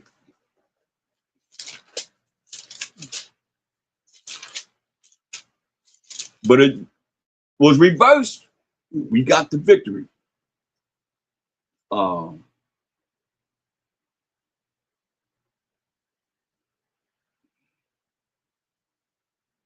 Aaron shall cast lots upon the two goats, one lot for the Most High and another lot for the scapegoat. See, one for the Most High on the right side, I'll say, one for the a lot for the scapegoat, for the sins of the people. Aaron shall bring the goat upon the which the Most High lot fell, and offer him for a sin offering. See, but the goat on which the lot fell to be the scapegoat shall be presented alive before the Most High to make an atonement with him and to let him go for a scapegoat into the wilderness. This is what he did. This is what we did in our sacrifices and so forth. There were certain laws, as I say, who know the law of sacrifice? Certain laws that we had, and even, bringing forth sacrifices for the atonement of our sins. Hamashiach was the ultimate sacrifice. That's why we have grace, and mercy. But this did not, it tells you in Hebrews 10:4, just in case, because some of you might think they talking about building another temple over there, something where they're going to be sacrificing animals. This is what the Most High said, Hebrews 10:4. What is it not possible? He said it's impossible. It is not possible that the blood of bulls and of goats could take away sins. Wherefore, when he comes, or Mashiach come into the world, he said, sacrifice and offerings thou would have not, but a body hast thou prepared me. That's what Mashiach Yahushua. You see? Verse 8, above, when he said, sacrifice and offering and burnt offerings and offerings for sin thou would have not, neither have pleasure therein, which are offered by the law. And said he, Lord, I come to do thy will, O Most High. You take away the first and we establish the second, man. By the which will we are sanctified, meaning cleaned up through the offering of the body of a Mashiach Yahushua once for all. Man. That all is a certain number. Straight up.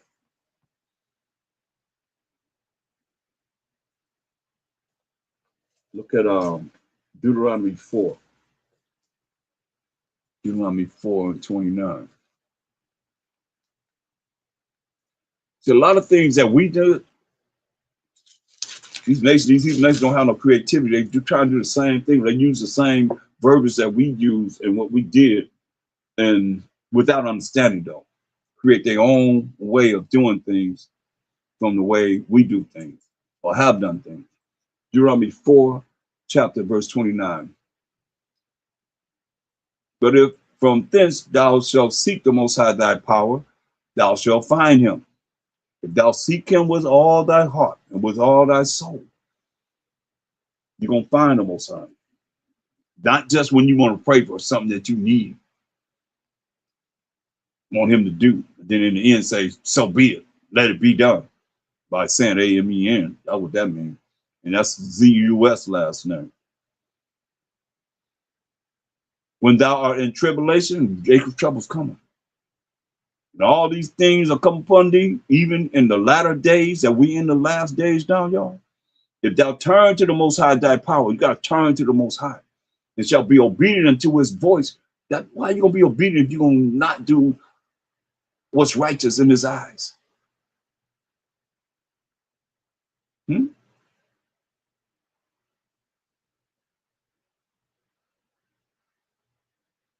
We got to be obedient to his voice. For the Most High thy power is a merciful power. Mercy is not getting something you do deserve to get. Our power is a merciful power. He will not forsake thee, neither destroy thee. nor forget the covenant, that contract, that agreement of thy fathers, which he sware unto them. For acts now are the days that are past, which were before us, since the day that the Most High created man upon the earth, and asked from the one side of heaven even to the other, whether there have been any such thing as this great thing is, or have been heard like this. Did ever people hear the voice of the Most High speaking out of the midst of a fire, as thou hast heard and lived? Tell them, man. Or have the Most High say to go and to take him, a nation, from the midst of another nation, by temptations, by signs, and by wonders, and by war, and by a mighty hand, and by a stretched out arm, and by great terrors, according to all that the Most High, your power, did for you in Egypt before your eyes? I mean, you got to look at all this is said to us, the Israelites, and we still murmured and talked about the Most High like he was nothing. We made a golden calf. Unto thee it was shown, to us it was shown, that thou mightest know that the Most High, he is the power. There was none else beside him. Out of heaven he made thee to hear his voice, that he might instruct thee. And upon earth he showed thee his great fire, and thou heardest his words out of the midst of the fire. And because he loved thy fathers, therefore he chose their seed after them, and brought thee out in the sight of his mighty power out of Egypt, to drive out nations, 7 nations greater than us, from before thee, greater and mightier than thou art, to bring thee in, give thee their land for inheritance, as it is this day. And say, know therefore this day, and consider it in thine heart. You better consider it in our mind, that the Most High, he is the power in heaven above and upon the earth beneath, and there was none else. No one else but him. Thou shalt keep therefore his statutes and his commandments, which I command thee this day, that it may go well with thee, with thy children after thee, and that thou mayest prolong thy days upon the earth, which the Most High thy power giveth thee forever. That's the law.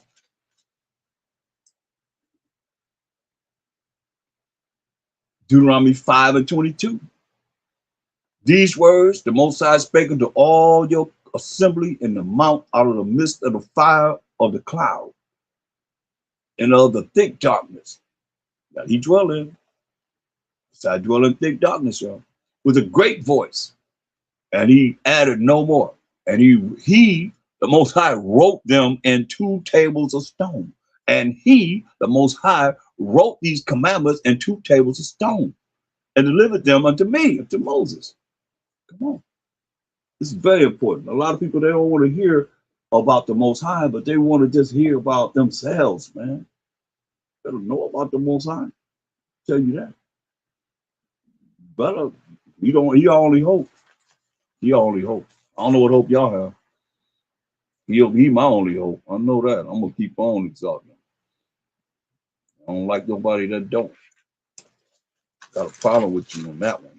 For real, for real. Joel 2:12.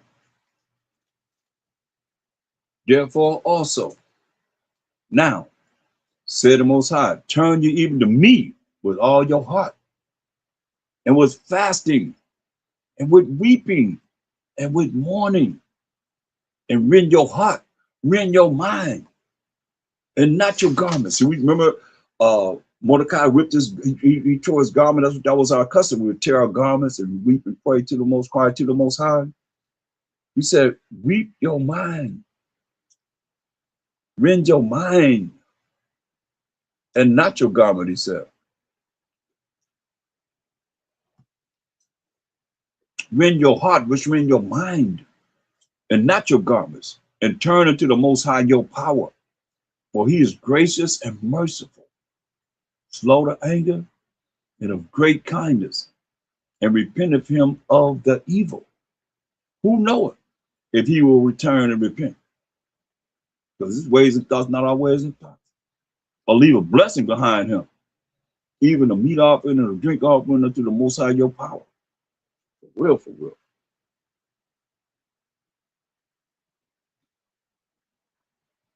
Look at 2 Chronicles 7:14. 2 Chronicles 7:14.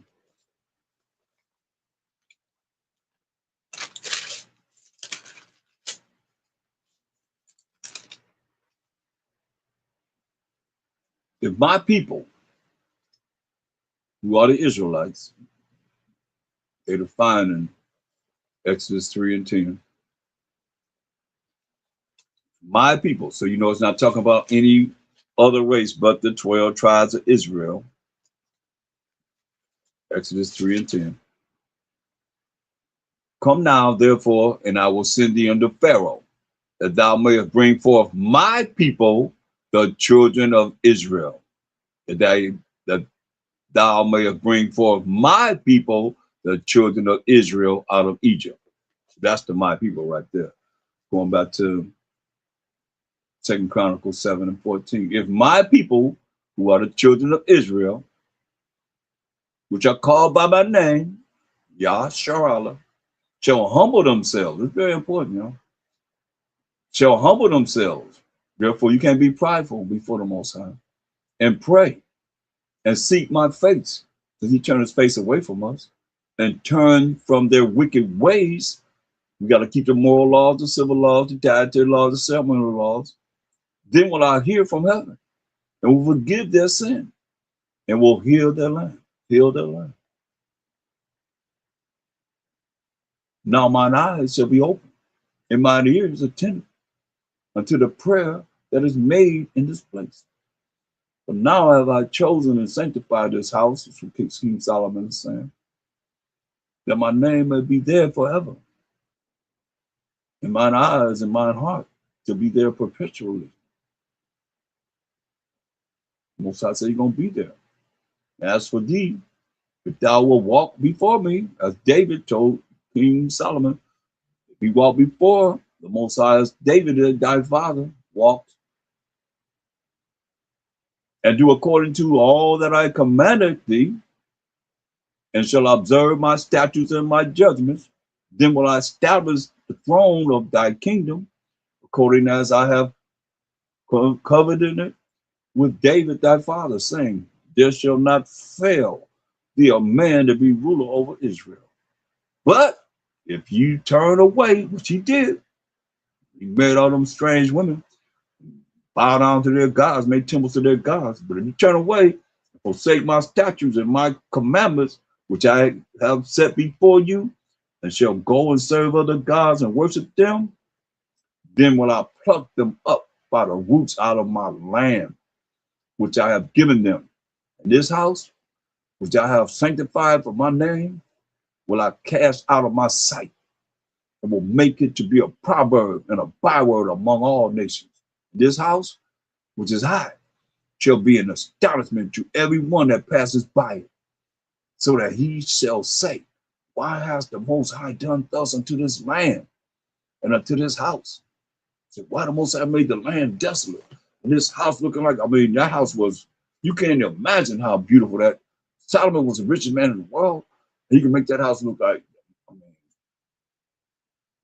you can't imagine how beautiful it was, because you can't see nothing over there. Nobody can say this is Solomon's house. This is the house that Solomon built. This is David's house.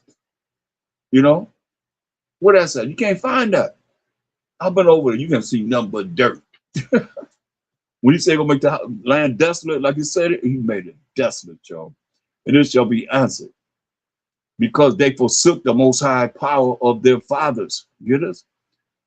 We forsook the Most High power of our fathers, which brought them forth out of the land of Egypt, and laid hold on other gods. So I say these religious, man, that's not dealing with the commandments of the Most High, the laws of the Most High, and worship them. They worship them. That's what Moses say, hey, let them save you in the time of your trouble and serve them, not him. Therefore have he brought all this evil upon them. See, The Most High created evil for those that draw evil to them. You do what he say do, you ain't gonna have to be concerned about that. Because you're gonna be doing what he say do. You're gonna be looking at, hey, you working in this vineyard, man, trying to do as best you can, not only for yourself, but for someone else to be able to be edified more and to get closer to him. Other than that, you're wasting your time, man. You might as well go back to Christian sanity. That's an individual thing, man. This is about a nation. We're a nation. We're trying to bring our nation back to the Most High. At least that's what I feel we should be doing. I mean, what's the point of gathering our people together and you gathering together for what? To worship you? So they think you, so they can think that you gonna be somebody that's gonna save them? That's our people. We look for man. Ain't no man gonna save us, period. It's the Most High. What Moses said. Deuteronomy 31:29. What do you say? For I know that after my death, who Moses telling us, you will utterly corrupt yourselves and turn aside from the way which I have commanded you. Moral laws, civil laws, dietary laws, ceremonial laws, and sacrificial laws that we just seen was written by the Most High's finger. And evil will befall you. You see that? For I know that after my death, you will utterly corrupt yourselves and turn aside from the way which I commanded you, was given us the laws and the commandments and the judgments and the statutes of the Most High. So when you don't do the laws, statutes, and commandments and judgments of the Most High, evil will befall you in the latter days. Here we are. Here to the time of the future. Here into the time that we live in now. He said, evil will befall you in the latter days. Why? Because ye will do evil in the sight of the Most High. How you do evil in the sight of the Most High? By not doing what he say do. His laws, statutes, commandments. You can't say you have faith with somebody you don't even believe in. You don't even know. He just got to answer your prayer, but you don't even know him. And don't desire to know more. That's my problem, man. It's like, and to the Most High too. That's why I say the latter days, because you will do evil in the sight of the Most High to provoke him to anger through the work of your hands. That's why he told us, man. 2 Ezra 8. 2 Ezra 8. We have to look at what's being said so you don't fall into that category. 2 Ezra 8:50. He said, for many great miseries shall be done to them that in the latter time shall dwell in the world. We're dwelling in the world now. Why? Because they have walked in great pride. People are not going to be humble. Say they have walked in great pride. So many great miseries going to be done to us that's living in this earth today. Because people are walking in great pride. That's why we can't roll like that.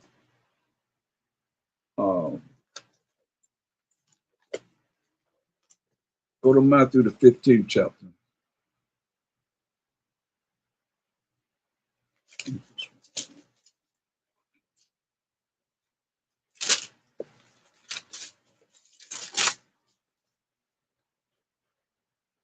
And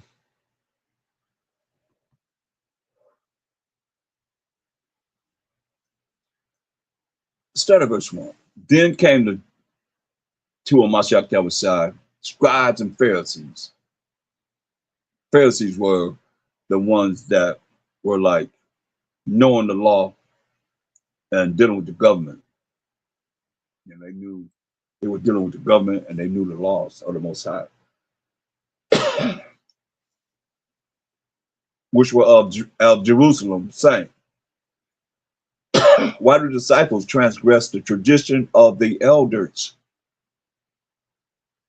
In other words, why do disciples transgress the tradition of men? For they wash not their hands when they eat bread. Tradition when you had to wash your hands, eat bread. Look what Mashiach told them. But he answered and said unto them, Why do ye also transgress the commandment of the Most High by your tradition? Hmm? That's why he called, look, verse 7, he said, ye hypocrites, well did Isaiah prophesy of you, saying, this our people. This people, we the Israelites, draw nigh or near unto me with their mouth and honor me with their lips, but their heart is far from me. Like a lot of people, they, I don't know, it's like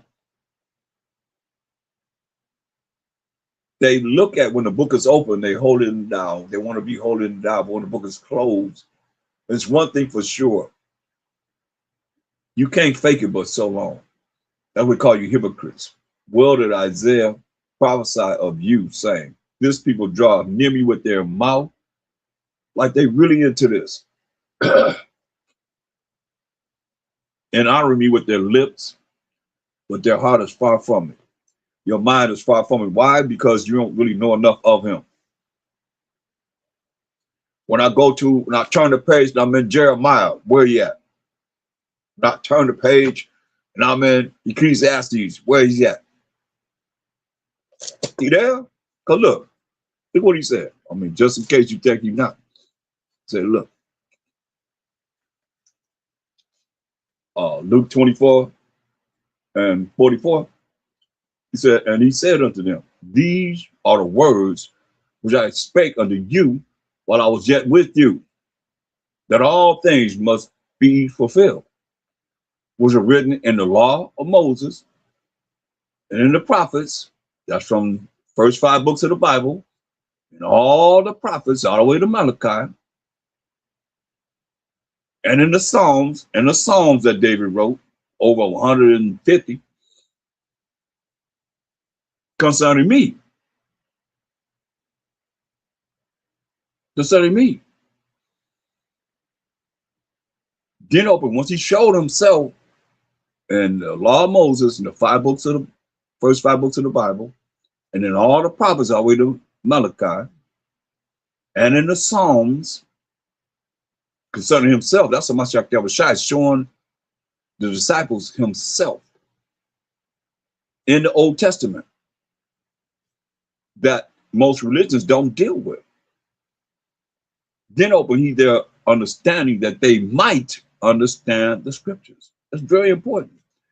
That's why I know for a fact that all you that dealing with this New Testament doctrine, they're not dealing with understanding of Mashiach Yahushua. Because you don't see it. Look, he said, look, Hebrews 10 and 7. That's the closest thing you try to be saying you down with is him, and you're not down with him. I ain't even talking about the Most High. I mean, y'all just didn't forgot about him.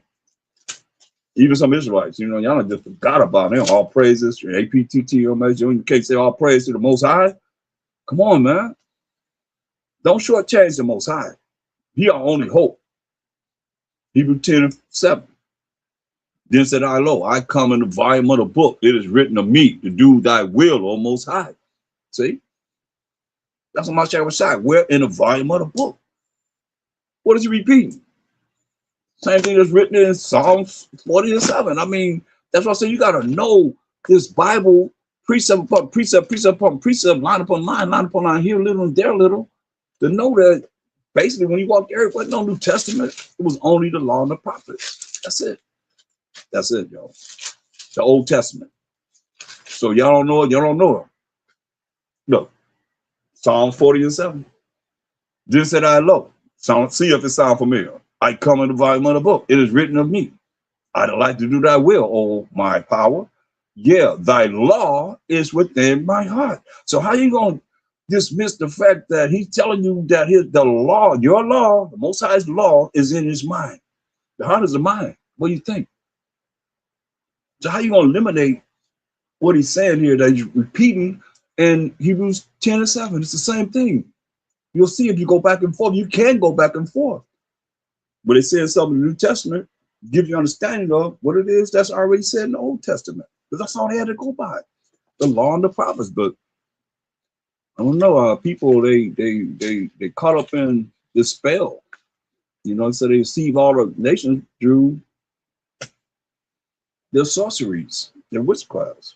You know, trying to get you out of that, that dark, that deep darkness, man, that gross darkness that they have you in, man.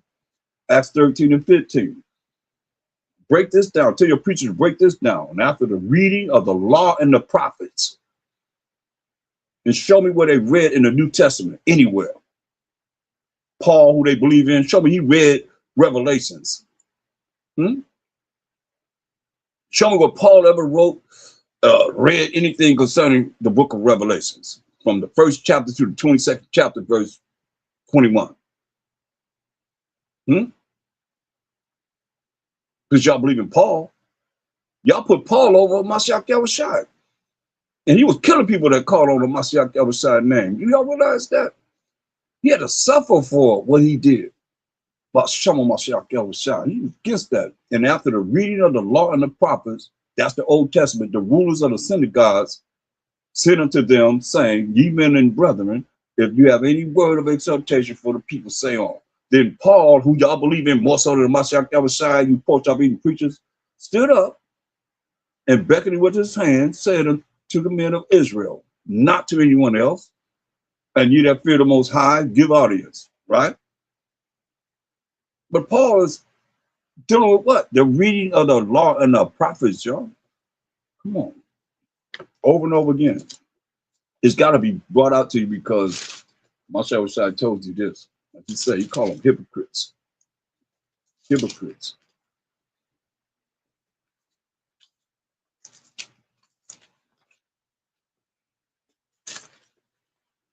He said in Matthew 7:21, he said, well, everyone that said unto me, Mashiach, Mashiach, Yahushua, Yahushua, Yeshua, Yeshua, Ashaya, Ashaya, Jesus, Jesus, Christ, Christ, shall enter into the kingdom of heaven. But he that doeth the will of my Father which is in heaven. What was the will of the Most High that we just read about? Mashiach said he's going to do the law, his laws, the Most High's laws, moral laws, civil laws, dietary laws, ceremonial laws that we keep now. Not everyone that said unto me, Mashiach, Mashiach, Yahushua, Yahushua, shall enter into the kingdom of heaven. But he that doeth the will of my Father which is in heaven. Many will say to me in that day, Mashiach, Mashiach, have we not prophesied in thy name? Have we not prophesied by Shama Mashiach Yahushua in the name of the anointed Savior? Have we not prophesied in the name of Jesus Christ? And in thy name, in the name of Jesus Christ, by Shama Mashiach Yahushua, have cast out devils? And in thy name, in the name of Jesus Christ, in the name of Mashiach Yahushua, by Shama Mashiach Yahushua, because I'm just saying what y'all be dealing with. In his name, that y'all think that's his name. That is his name, not Jesus. J was invented pretty much started being used about 1624 AD. So it definitely wasn't his name. When he came and met Paul on the road to Damascus in Acts 26 and 14, what did he speak? He spoke the Hebrew tongue. Many will say to me in that day, Mashiach, Mashiach, Yahushua, Yahushua, Jesus, Jesus, have we not prophesied in thy name? And in thy name cast out devils, and in thy name done many wonderful works. This is what he said. And then when I professed unto them, I never knew you. I didn't know you. Did you know me when I was talking in Jeremiah? Did you know me when I was talking in Zephaniah? Did you know me when I was talking in Haggai? Did you know when I was talking in Moses' writings? Did you know me? I just told you that I come in the volume of the book. It's written of me. Did you know me? He said, depart from me, I never knew you. And then when I professed to them, I never knew you. That's deep. Depart from me, ye that work iniquity. That's serious right there. That's real serious.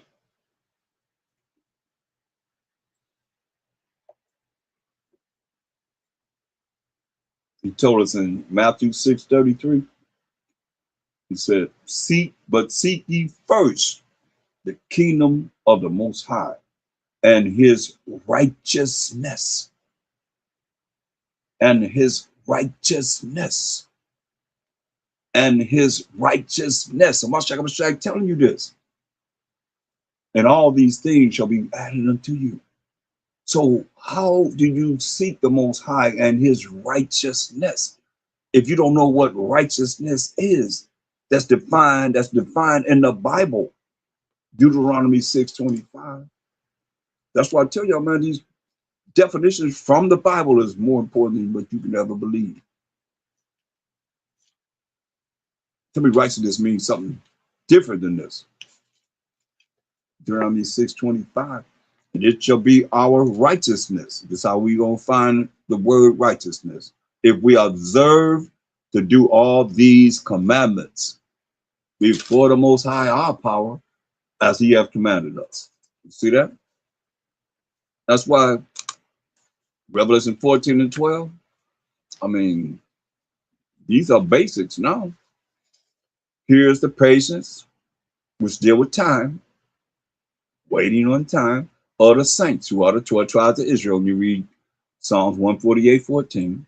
Here are they that keep the commandments of the Most High and the faith of a Mashiach that was shy, going to the Most High on our behalf. Why we not sacrifice animals anymore? He's that ultimate atonement for our sins. But if you don't look at it like that, I don't know what to tell you, because you've been lied to. You've been lied to. And behind all the lies that you've been, forced to accept, and some of you accept them without question, you're in darkness.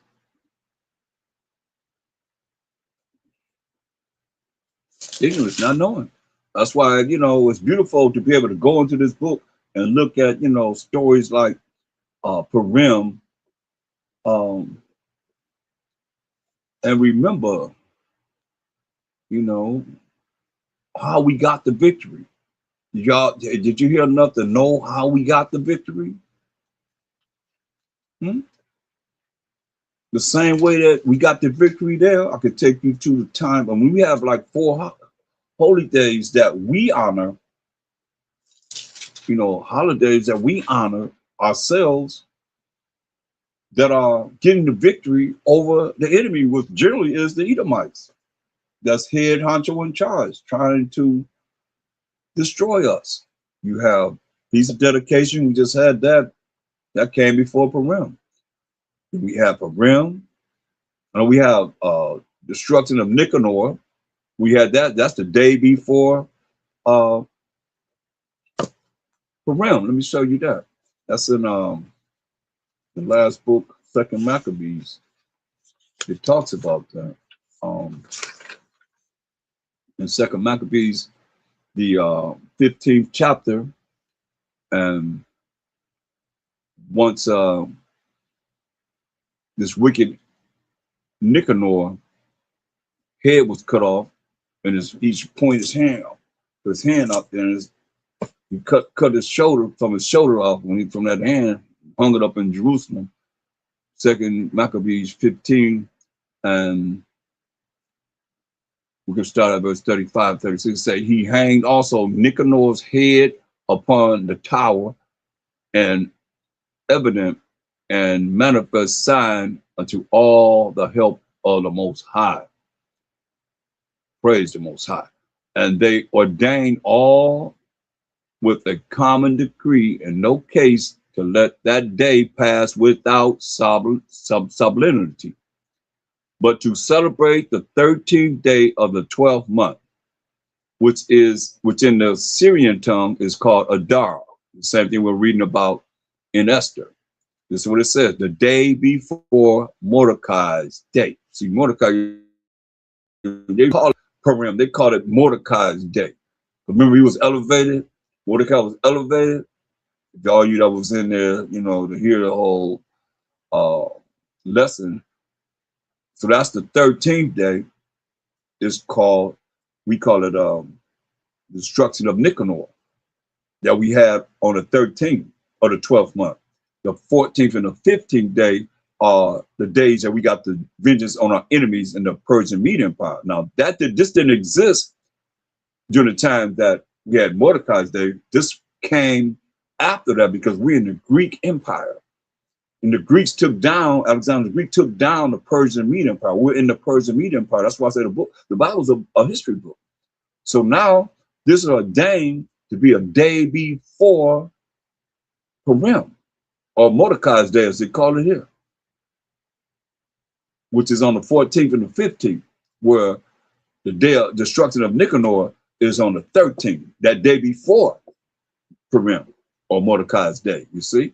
So it all goes together, you know what I mean? How can you gainsay on this? You can't gainsay on it.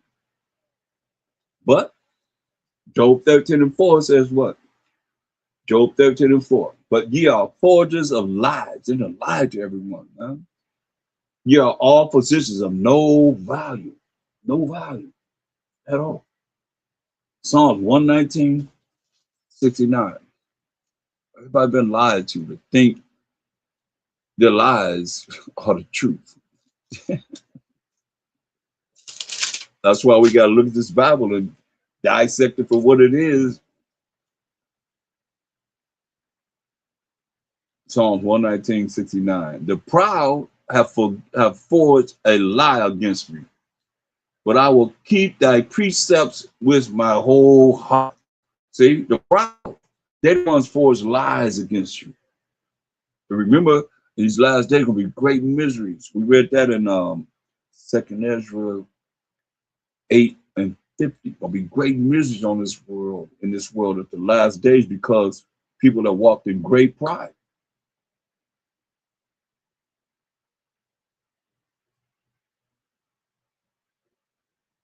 Look at Proverbs 21:1. I'm just about finished. Proverbs 21:1. The king's heart is in the hand of the Most High, as the rivers of water. He turneth it whatsoever he will. The Most High ruleth in the kingdom of men. That's why the king's heart, king's mind is in the hand of the Most High. And that's what you've seen happen when Esther had all of us as the Israelites pray and fast for 3 days. And she put ashes and dung, feces all over her head, her beautiful face, her beautiful head, and tore her hair out of her head in humility. And she prayed that the king, because the king could have put her to death, for he to put a scepter and turn it down. But no, he put it up on her. She got favor in the king's mind. The king's heart is in the hand of the Most High. The Most High honored her prayer. And he honored we, the children of Israel, as we fast and pray. And knowing that we're going to be put to death for almost 11 months. Without not 11 months, I'll say it was only because we narrowed it down to, it was about 2 months. And then the decree changed, and we had all those months to prepare ourselves to kill our enemies. They the ones that was in the fright mode, fearing what we're going to do on that 14th and 15th day of that last month, the 12th month. They're the ones who were scared. Micah 2:12.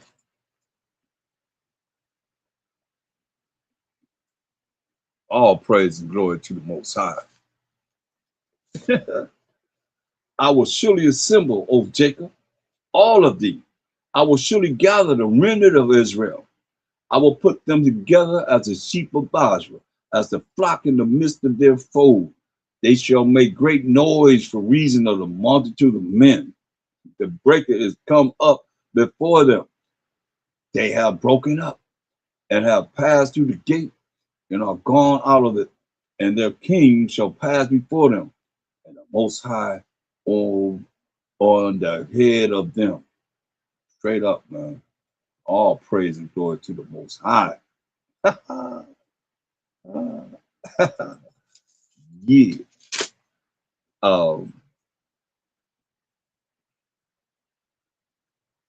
Tells you in Micah 2:1. It says, woe, destruction to them that devise iniquity and work evil upon their beds. Isn't that what the Most High brought to Haman? He devised evil against the children of Israel. He devised iniquity against the Most High's chosen people. When the morning is light, they practice it. Remember his wife, Zeresh, and all his friends plotted to kill us, make them gallows, kill Mordecai. And all of them that side with Mordecai don't want to bow to this Edomite Haman.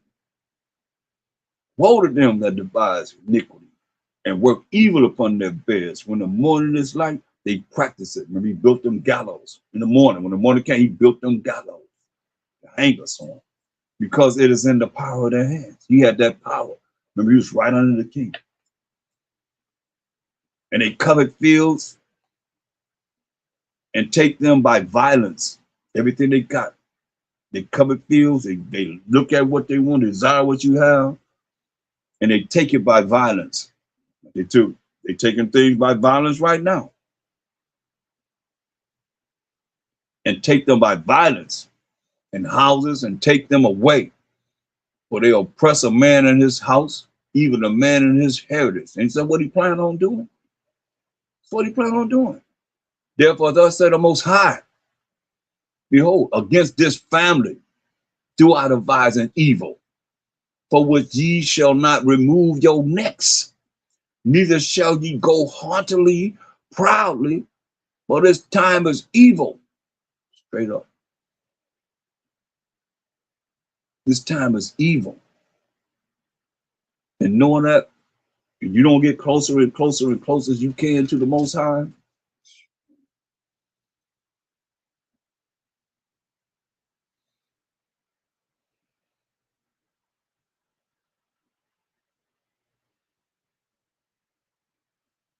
that's why he said in verse 10, arise ye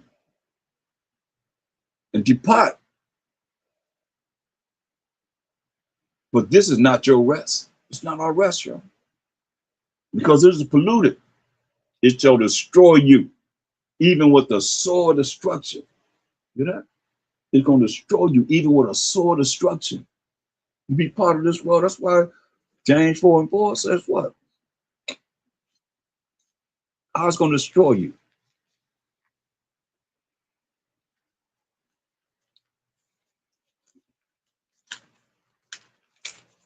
Part of this world if you want to.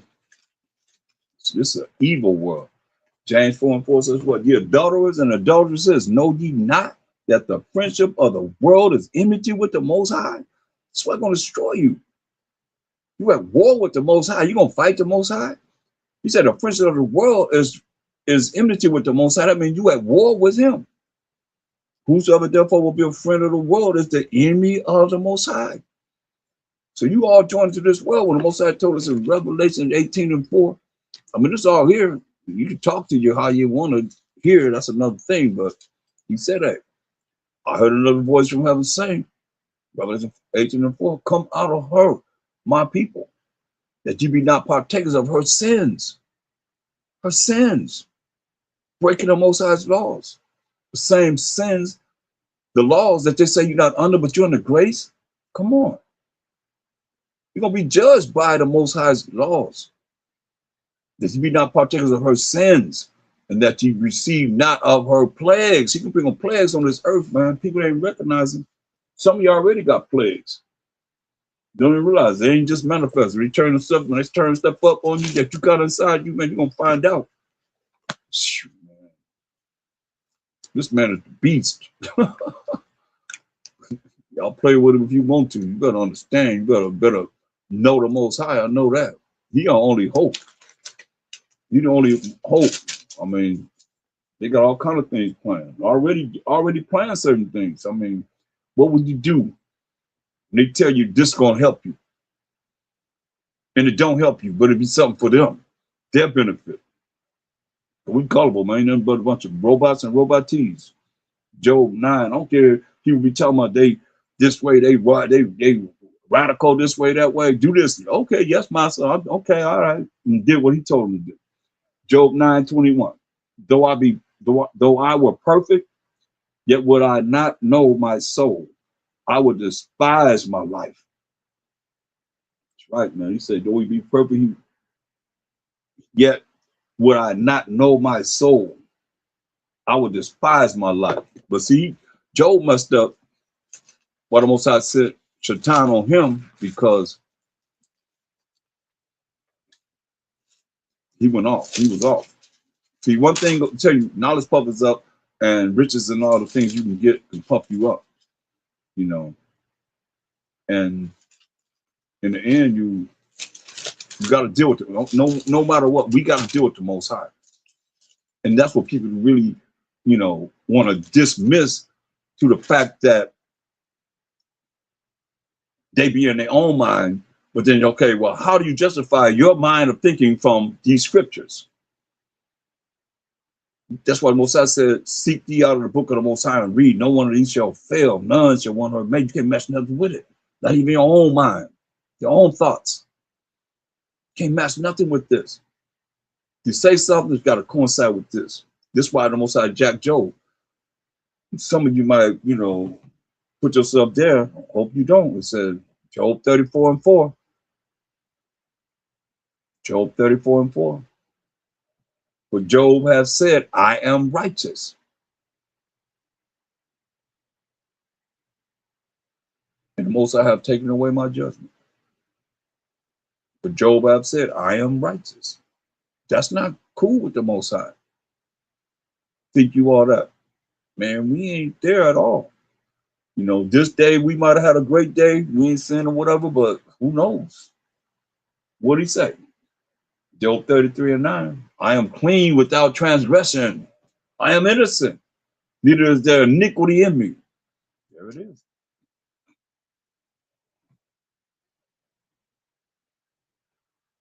Behold, he findeth occasions against me. Yeah, because you say you're righteous. You think you are that. He counted me for his enemy. You see? Because he said it was righteous. Surely this day, you have a days where you have good report and what we're supposed to be doing daily as being an Israelite. Everybody not an Israelite every day. Everybody don't perform themselves as an Israelite every day. That's a lot of the problems that we have. But it's all right. It's just work on. We got to work to get better.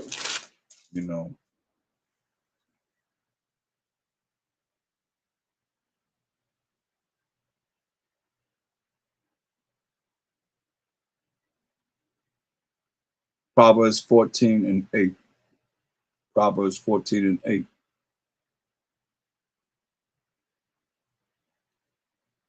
The wisdom, which is the proper application of knowledge, and knowledge is the proper information that's gathered. And once you gather the proper information, you have to apply it in your life to receive wisdom from the Most High. The wisdom of the prudent is to understand his way. You have to understand his way. But the folly of fools is deceit. The folly of fools is lies. And ain't no lies going to the kingdom. We Revelation 22:15, it says, he that loveth and maketh a lie is going to be without the kingdom. The folly of fools is deceit. That's why they fools, because they lying to everybody. That's why I said in Proverbs 13:13, whoso, don't matter who it is, despises the word shall be destroyed. You hear that? Whoso, don't matter who it is, despises the word shall be destroyed.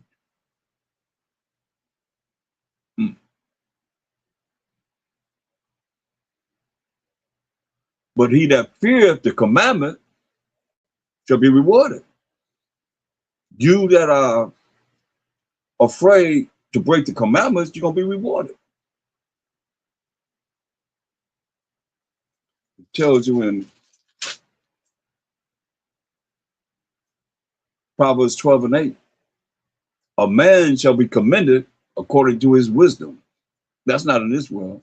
Most people look at your status and what you got, how much money you got, how you living, and this, that, and the third, whatever. But it tells in the scriptures, a man shall be commended according to his wisdom.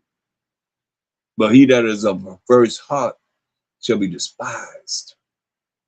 A man's supposed to be commended according to his wisdom. This world, they look at, a status flow of your money or whatever it is that they think you have. They don't even know what you have. They just look at how they make a decision on how you live from whatever it is their perspective is of this world. That's why they patternize everything from the way this world of Esau, how he have it set up, and think they rolling like they're supposed to be rolling as an Israelite. No.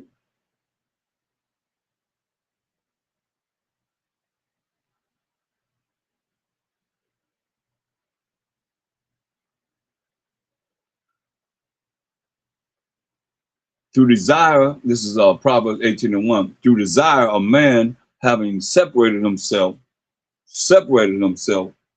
from the way of the world, seeketh and intermeddleth with all wisdom. You hear that? When you separate yourself, you can intermeddle yourself with all wisdom, But a fool have no delight in understanding, but that his heart may discover itself. And if you don't have understanding, then you don't know how to depart from evil. They tell you that in the book of Job. You're a fool not to want understanding, not to get understanding. And to understand the Most High's commandments is going to give you the means to be able to be accepted of him, and he can give you wisdom, knowledge, and understanding. But if not, then, hey, Job 28:28 tells you this. And unto man, he said, behold, the fear of the Most High, to be afraid, to be scared of the Most High, that is wisdom. And to depart from evil is understanding. But how you depart from evil if you don't know the commandments of the Most High? You're not working on the laws, the moral laws, the civil laws, the dietary laws, the ceremonial laws every day. Some days you this way, some of y'all wishy-washy. Don't know how you're gonna be. You be one way, you think they're this way, they ain't that way. So you have to really look at it. Many people I done dealt with, I know spirits, man. For real. You wishy-washy, man. Don't know how you're gonna be.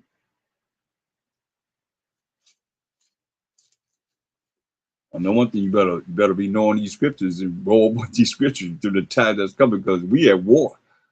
We at war. It's wartime. Better believe that.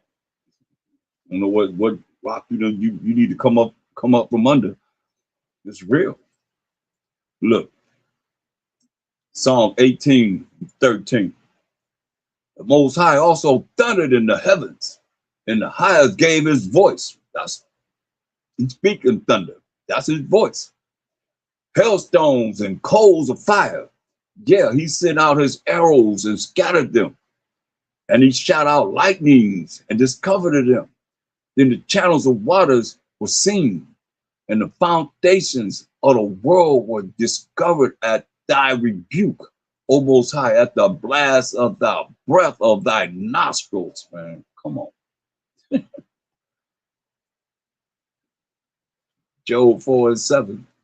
Here, that's why we have opportunity, especially knowing this truth. Job 4:7. Remember, I pray thee, whoever perish being innocent, or what will the righteous cut off? Those who keep the commandments of the Most High cut off.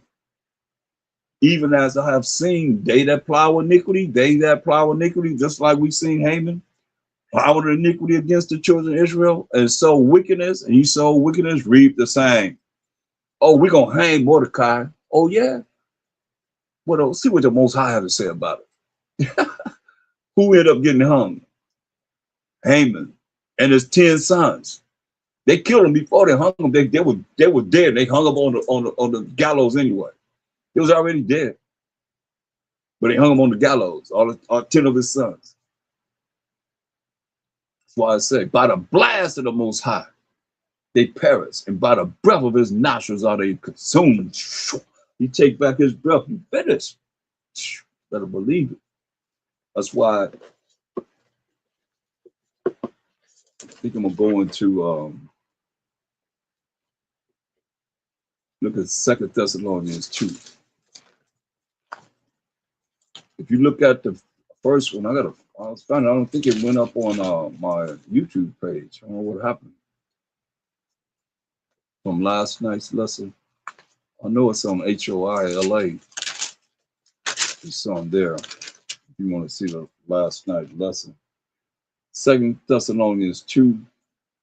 Let's got verse 3. Let no man deceive you by any means. Don't let nobody lie to you by any means. And that's the whole objective. They deceive, tell you in Revelations 18 and 23, they deceive all the nations through their sorcery, through their witchcraft. They say, let no man deceive you by any means. For that day shall not come, except there come a falling away first, and that man of sin be revealed, the son of perdition. We just read about one who was named Haman during the Persian Mede Empire. And the same people are the same people that's in charge of the world today, who opposes and exalted himself above all that is called the Most High, all that is called the Mashiach Yahushua, or that is worship. Come on. Can't get no clearer than this. Come on.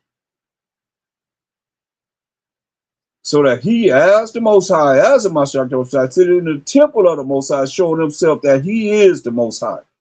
Come on. That's why what Haman wanted to do. He want everybody to do what? Bow down to him. Right? That's what he came to the king saying. I want everybody to be bowing down to me. That Edomite. That's why it says, who opposes and exalted himself above all that is called the Most High. So they paint their pictures in the Bibles. No other people paint their pictures in the Bibles but them. So a white man, Edomites, or that is worship. So that he, as the Most High, as a Mashiach Yahushua, sitteth in the temple of the Most High, showing himself that he is the Most High. Who the temple of the Most High? It's found out. You know, ain't no temple. They tore the temple down. 70 AD. 1 Corinthians 3:16. Who the temple? He sit up in the temple of the Most High, showing himself that he is the Most High, that he is the Mashiach Yahushua. Just like we just see with Haman. 1 Corinthians 3:16.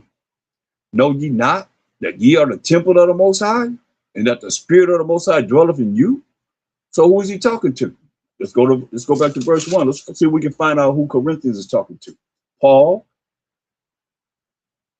called to be an apostle of the Mashiach Yahushua through the will of the Most High, and Sosthenes, our brethren, unto the church of the Most High, which is at Corinth. Okay? Who the church? Go to Acts 7:38. This is he that was in the church. Let's read verse 37 so you know what we're talking about. This is that Moses, going all the way back to Moses in the New Testament. That they don't like to go into the Old Testament.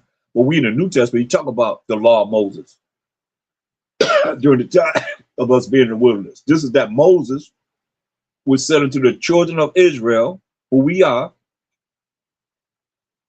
a prophet shall the Most High your power raise up unto you of your brethren like unto me.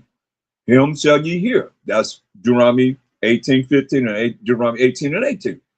This is he that was in the church in the wilderness with the angel, which spake to him in the Mount Sinai, and with our fathers, who received the lively oracles to give unto us. So the church are the children of Israel. Point blank. So when you see Paul is saying to the church, he's going to say to the church in Corinthians, Thessalonians, Philippians, all these different lands, talking to who? The Israelites. Unto the church, 1 Corinthians 1 and 2, unto the church of the Most High, which is at Corinth, the land of Corinth. We call ourselves Corinthians because more than likely we are Hellenized Jews, Greek-speaking Jews. We're the ones that was against the law for us to call ourselves Israel in the Greek Empire. We're in the Roman Empire here, y'all. So all that time between the Greek Empire to the Roman Empire, it was against the law to call ourselves an Israelite, or we were put to death. They were killing us. That's why Mashiach said this. You gotta understand. That's why I say, if you don't know nothing about history, the Bible is a history book. That's why he said this. Why do you think he's saying this?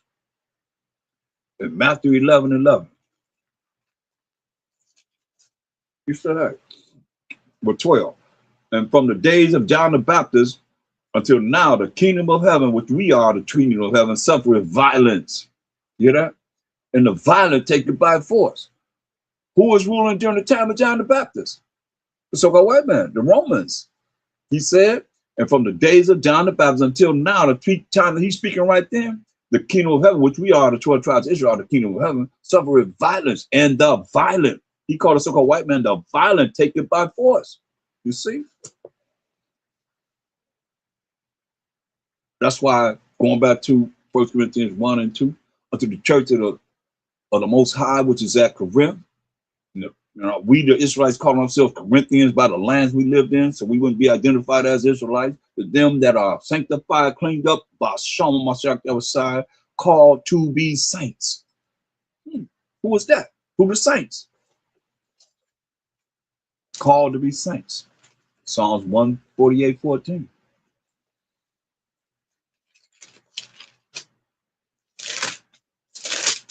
Psalms 148:14 defines who the saints are, called to be saints. He also exalted the horn of his people, the praise of all his saints. Just the definition of the saints, even of the children of Israel, who we are people near to the Most High. Praise ye the Most High. So Corinthians, 1 Corinthians, 2 Corinthians, and the whole New Testament talking to the children of Israel, point blank. It says called to be saints. With all that in every place call upon the name of a Mashiach, our power, both theirs and ours. Why say theirs and ours? Because both theirs talking about Peter and Mark and John and Luke and all the apostles that was raised with a Mashiach that was sad. So Paul being outside, he would be like a foreigner. He would be like the scattered. He'd be like the uncircumcision of the ones that call themselves the circumcision, rolling with a Mashiach ever sad, because they think that they better than them that's outside of the ones that living in the lands of Corinth and Philippi and Thessalonica and so forth. They think they better than them because they got a Mashiach with them. That's why I said we seen one casting out demons in thy name. We forbade them. He said, leave them alone, man. If they're not against us, they fall apart. You know, that's how it is with a lot of y'all. Y'all feel like y'all the only ones having. You ain't the only ones having. I ain't the only one. You ain't the only one. We look. There's places that people know that you ain't even been. You ain't even thought about. Better understand. Don't put yourself in the Most High. Yeah, Most High is everywhere. Or Mashiach of Shai is everywhere. He's bringing it. You know, why you think you got to gather us from all four corners of the earth? Think about that. You ever thought about that? You got to gather us from all four corners of the earth. That's why we scattered among all nations. And that's how I leave it. Point blank. What difference do it make if you are Israelite? You ain't trying to do what you're supposed to do to make it to the kingdom, and your name be written in the book of life, and show somebody else how they could be written. Their name could be written in the book of life. What's the point? What if Moses said, okay, well, you got yours, Paul got his, Peter got his, you know, John got his, and y'all got it. You know, don't leave these other sections coming like us right now. Leave them alone. Don't worry about them. Y'all got y'all. What if they thought, okay, we made it? It's here because of us. This is for us. Today, I live today. Paul didn't have the books of Revelation. Peter, Mark, John, Luke, they didn't have a book of Revelation. We have it. But do you really understand it? Do it matter to you? I mean, do it for us. When you come and say, okay, well, this is your assignment for salvation, and you could care less. I mean, some of y'all just figure y'all got enough. I guess y'all know enough to make it to the kingdom. It's a lot to learn, y'all. Look at this. Even though little that we do know, at least I know a little bit. I don't know a lot, I know a little bit compared to what we got to learn. 1 Corinthians, 1st chapter, and verse 25.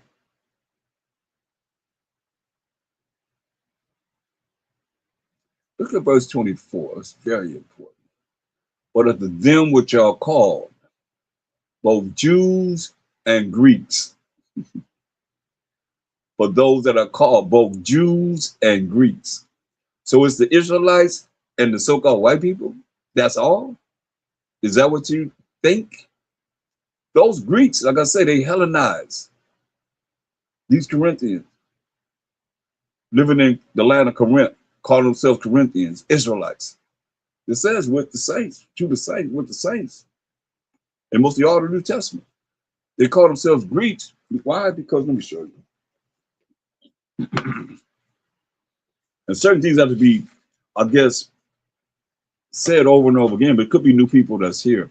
In the Greek Empire, this is why you see Jew to the Greek, Jew to the Gentile in the New Testament because of this fact.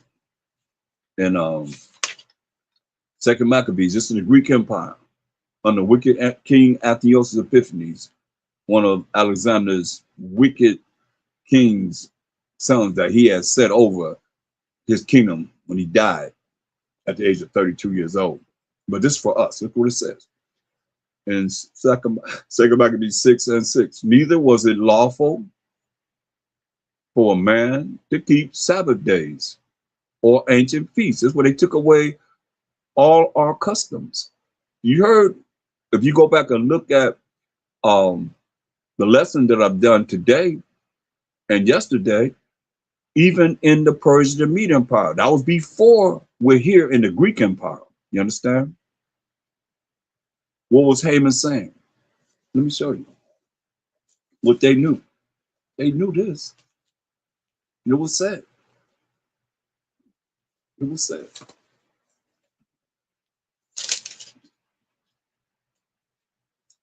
And Esther, 3rd chapter and 8th verse.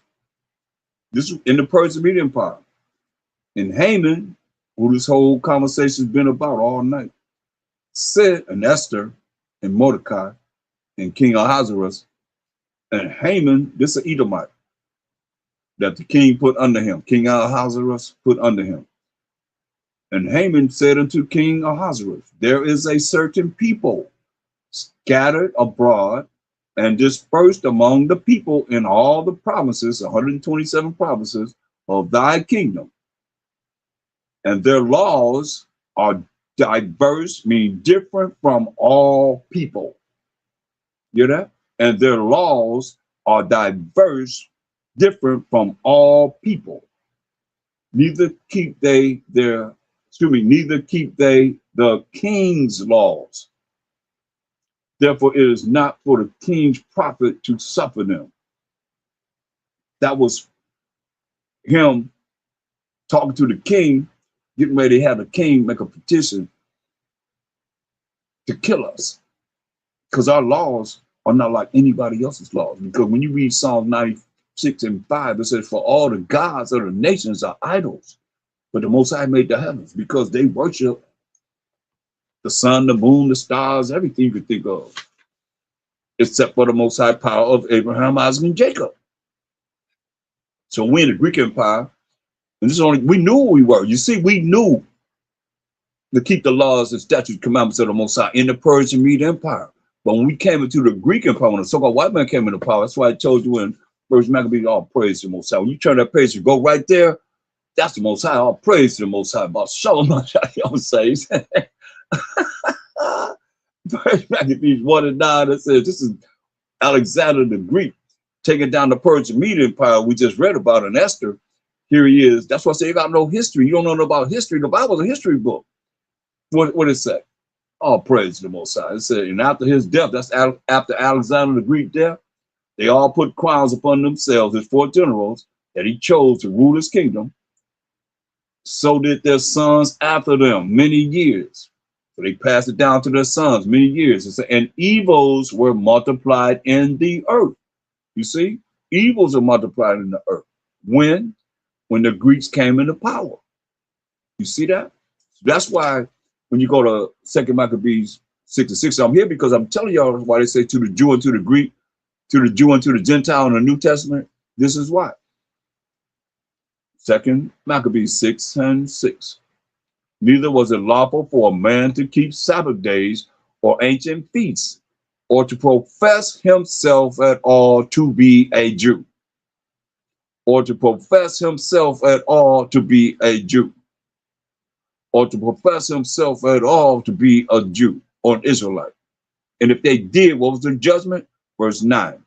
And whosoever would not conform themselves to the manners of the Gentiles, being Hellenized, meaning Greek-speaking Jews, taking on the Greek customs and so forth, should be put to death. You hear that? And whoso would not conform themselves to the manners of the Gentiles should be put to death. Then might a man have seen the great misery. You see? That's why when you come to the New Testament, you see like to the Jew and to the Greek, to the Jew and to the Gentile. So let's go back here. And 1 Corinthians, we know that Corinth is talking to the Israelites that scattered in the land of Corinth. And that's why Paul said,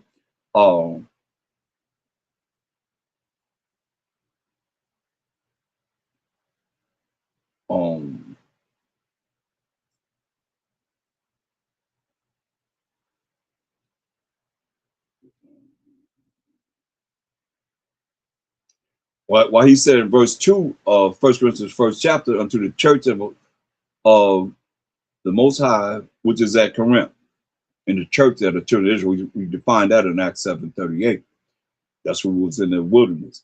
To them that are sanctified, cleaned up by Shema Mashiach, that was saying the name of the Lord, Savior, called to be saints. The saints we just find in Psalms 148:14. With all that in every place call upon the name of a Mashiach Yahweh or Bashama Mashiach Yahweh. That's where we reach the Most High. Both theirs and ours. Both theirs, that's not including Paul, that y'all like to believe in. Most of the Mashiach Yahweh say both theirs and ours. The ours is talking to the Corinthians. The Israelites that call themselves Corinthians. He's saying ours. Theirs and ours. You see? So now, when you see verse 24, but unto them which are called, well, saying called nobody but the Israelites, both Jews and Greeks. And the Greeks here are the Greek-speaking Jews that took on the Greek customs and culture and so forth. Mashiach, the power of the Most High and the wisdom of the Most High. The Mashiach said out of his own mouth in Matthew 15:24. But he answered and said, I am not sent but unto the lost sheep of the house of Israel. Said, because the foolishness of the Most High is wiser than men. You know, the foolishness of the Most High is wiser than men. And the weakness of the Most High is stronger than men. For ye see your calling, brethren, how that not many wise men after the flesh, not many mighty, not many noble are called. So not many wise men after the flesh of this world, knowing whatever they know from getting their degrees in this world, are called. We have in the Bible say, hey, what's this talking about? I don't know. I don't care if they have a triple or quadruple doctorate degree. That's why he said, for you see your calling, brethren, how that not many wise men are after the flesh, not many mighty, I don't care how strong they are, not many noble, not those that's involved in politics and so forth, are called. But the Most High have chosen the foolish things of the world to confound the wise. You look at us foolish. They say, what school do you go to? Where did you graduate from? Most High have chosen the foolish things of the world to confuse the wise. And the Most High have chosen the weak things of the world to confound the things which are mighty. And base things of the world and things which are despised have the Most High chosen. Yeah. And things which are not, to bring to nothing things that are. That no flesh should glory in his presence. That's why going back to 1 Corinthians 3:16, back to the subject matter. Remember, he's sitting in the temple of the Most High, showing himself that he is the Most High, that he is a Mashiach Yahweh. Here we go. What's the temple of the Most High? Now that we know that Corinthians talking to the Israelites, He said what? 1 Corinthians 3:16. Know ye not? Don't you know that ye are the temple of the Most High, and that the Spirit of the Most High dwelleth in you? If any man defile the temple of the Most High, we as the Israelites, we defile this body. This temple of the Most High is our body. Him shall the Most High destroy. For the temple of the Most High is holy, whose temple ye are. So now, when you go back to 1 Thessalonians, now that we know the temple of the Most High is we, the 12 tribes of Israel, and you see what it says in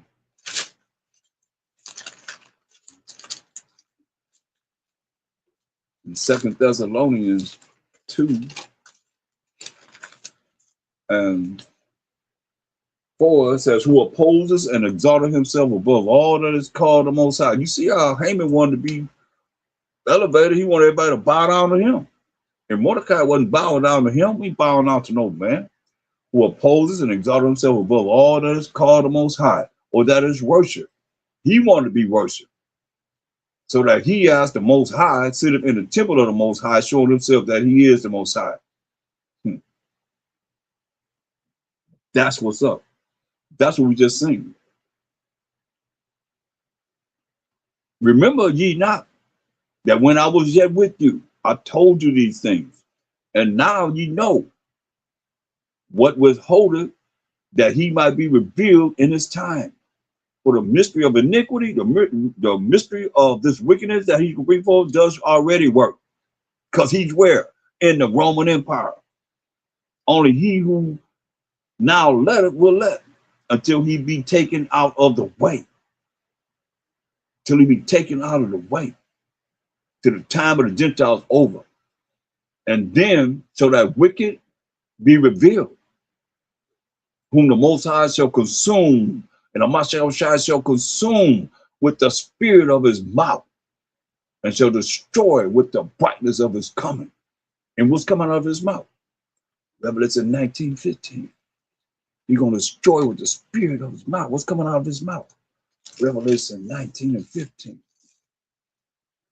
And out of his mouth goeth a sharp sword. Hear that? A sharp sword, that with it he should smite the nations. He should kill the nations. How you going to take him out of the way? He going to kill the nations. And he shall rule them with a rod of iron. That's the law. The commandments of the Most High. He treadeth the winepress of the fierceness and wrath of Almighty Most High. That's right. Yeah. 2 Thessalonians 2:8. And then shall that wicked be revealed, whom the Most High shall consume, who Mashiach Yahushua shall consume with the spirit of his mouth. You see what's coming out of his mouth. And shall destroy with the brightness of his coming.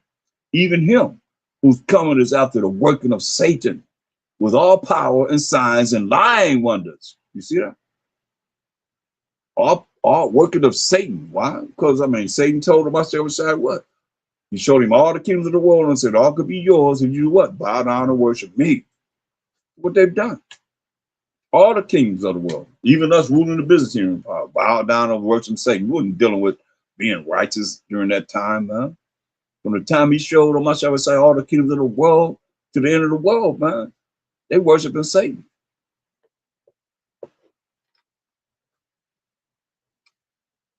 And with all deceivableness, all lies and unrighteousness, not keeping the Most High's commandments, his laws, and them that perish, them that gonna be put to death. Why? Because they receive not the love of the truth. And we know the truth is what? We ain't said it all night, class. Psalms 119, 142, that righteousness is an everlasting righteousness, and thy law is the truth. So because they receive not the love of the truth, they don't receive the love of keeping the commandments and the laws of the Most High, that they might be saved. So how are you going to think in your wildest dreams, you don't have to keep the truth and going to be saved from your enemies, from the hand of all that hate you? I'm talking you pork chop eating preachers that's Israelites that's out there teaching our people wrong. Come on, man. And with all deceivableness of unrighteousness, we define righteousness. Deuteronomy 6:25, Psalms 119, 172. It's there. Keeping of the commandments make you righteous. Doing what's right. What's wrong with doing what's right? What's wrong with being righteous? And with all the deceivableness of unrighteousness, and them that perish, them that's going to be put to death, because they receive not the love of the truth. They receive not the love of keeping the commandments of the Most High, the laws of the Most High, that they might be saved. For this cause, the Most High shall send them strong delusion, that they should believe a lie. Like all these religions, they lies. Show me where your religion in the Bible. Show me the Most High. When we came out of the wilderness, came out of Egypt, I might say, was in the wilderness, that the Most High gave us the Catholic Church doctrine. Talk to me. The Jehovah's Witness church doctrine. Woo! See people leaving now. Talk to me. The Seventh-day Adventists, Lutheran, all these different religions that you follow, where they at? That the Most High gave those people that are the chosen of him, which are the 12 tribes of Israel, those religions. That's why I call it Christian insanity, because he's telling you. And for this cause, the Most High shall send them strong delusion, that they should believe a lie, that they all might be damned. I'm here to try and keep you from being damned, but you're going to be damned, he said. Who believe it not the truth, who believe it not that we not under the laws of the Most High. Psalms 119, 142. Thy righteousness is an everlasting righteousness, and thy law is the truth. You can't get no clearer than this. That they all might be damned, who believe not the truth, but have pleasure in unrighteousness. So we got to deal with righteousness. Go to Deuteronomy 6:25. There's probably some new people. They're not going to go to the scripture to look at it. So, you know, y'all lazy. I'll call them out. I know y'all ain't going to go to it. So here it is. This is the definition of righteousness. So anything that's contrary to this is unrighteous. Okay? Ness, if you want to go there. Deuteronomy 6:25. And it shall be our righteousness.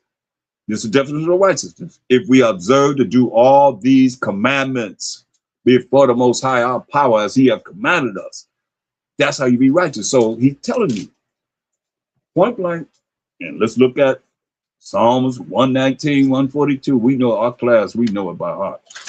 We know these different definitions by heart. Psalms 119, 142.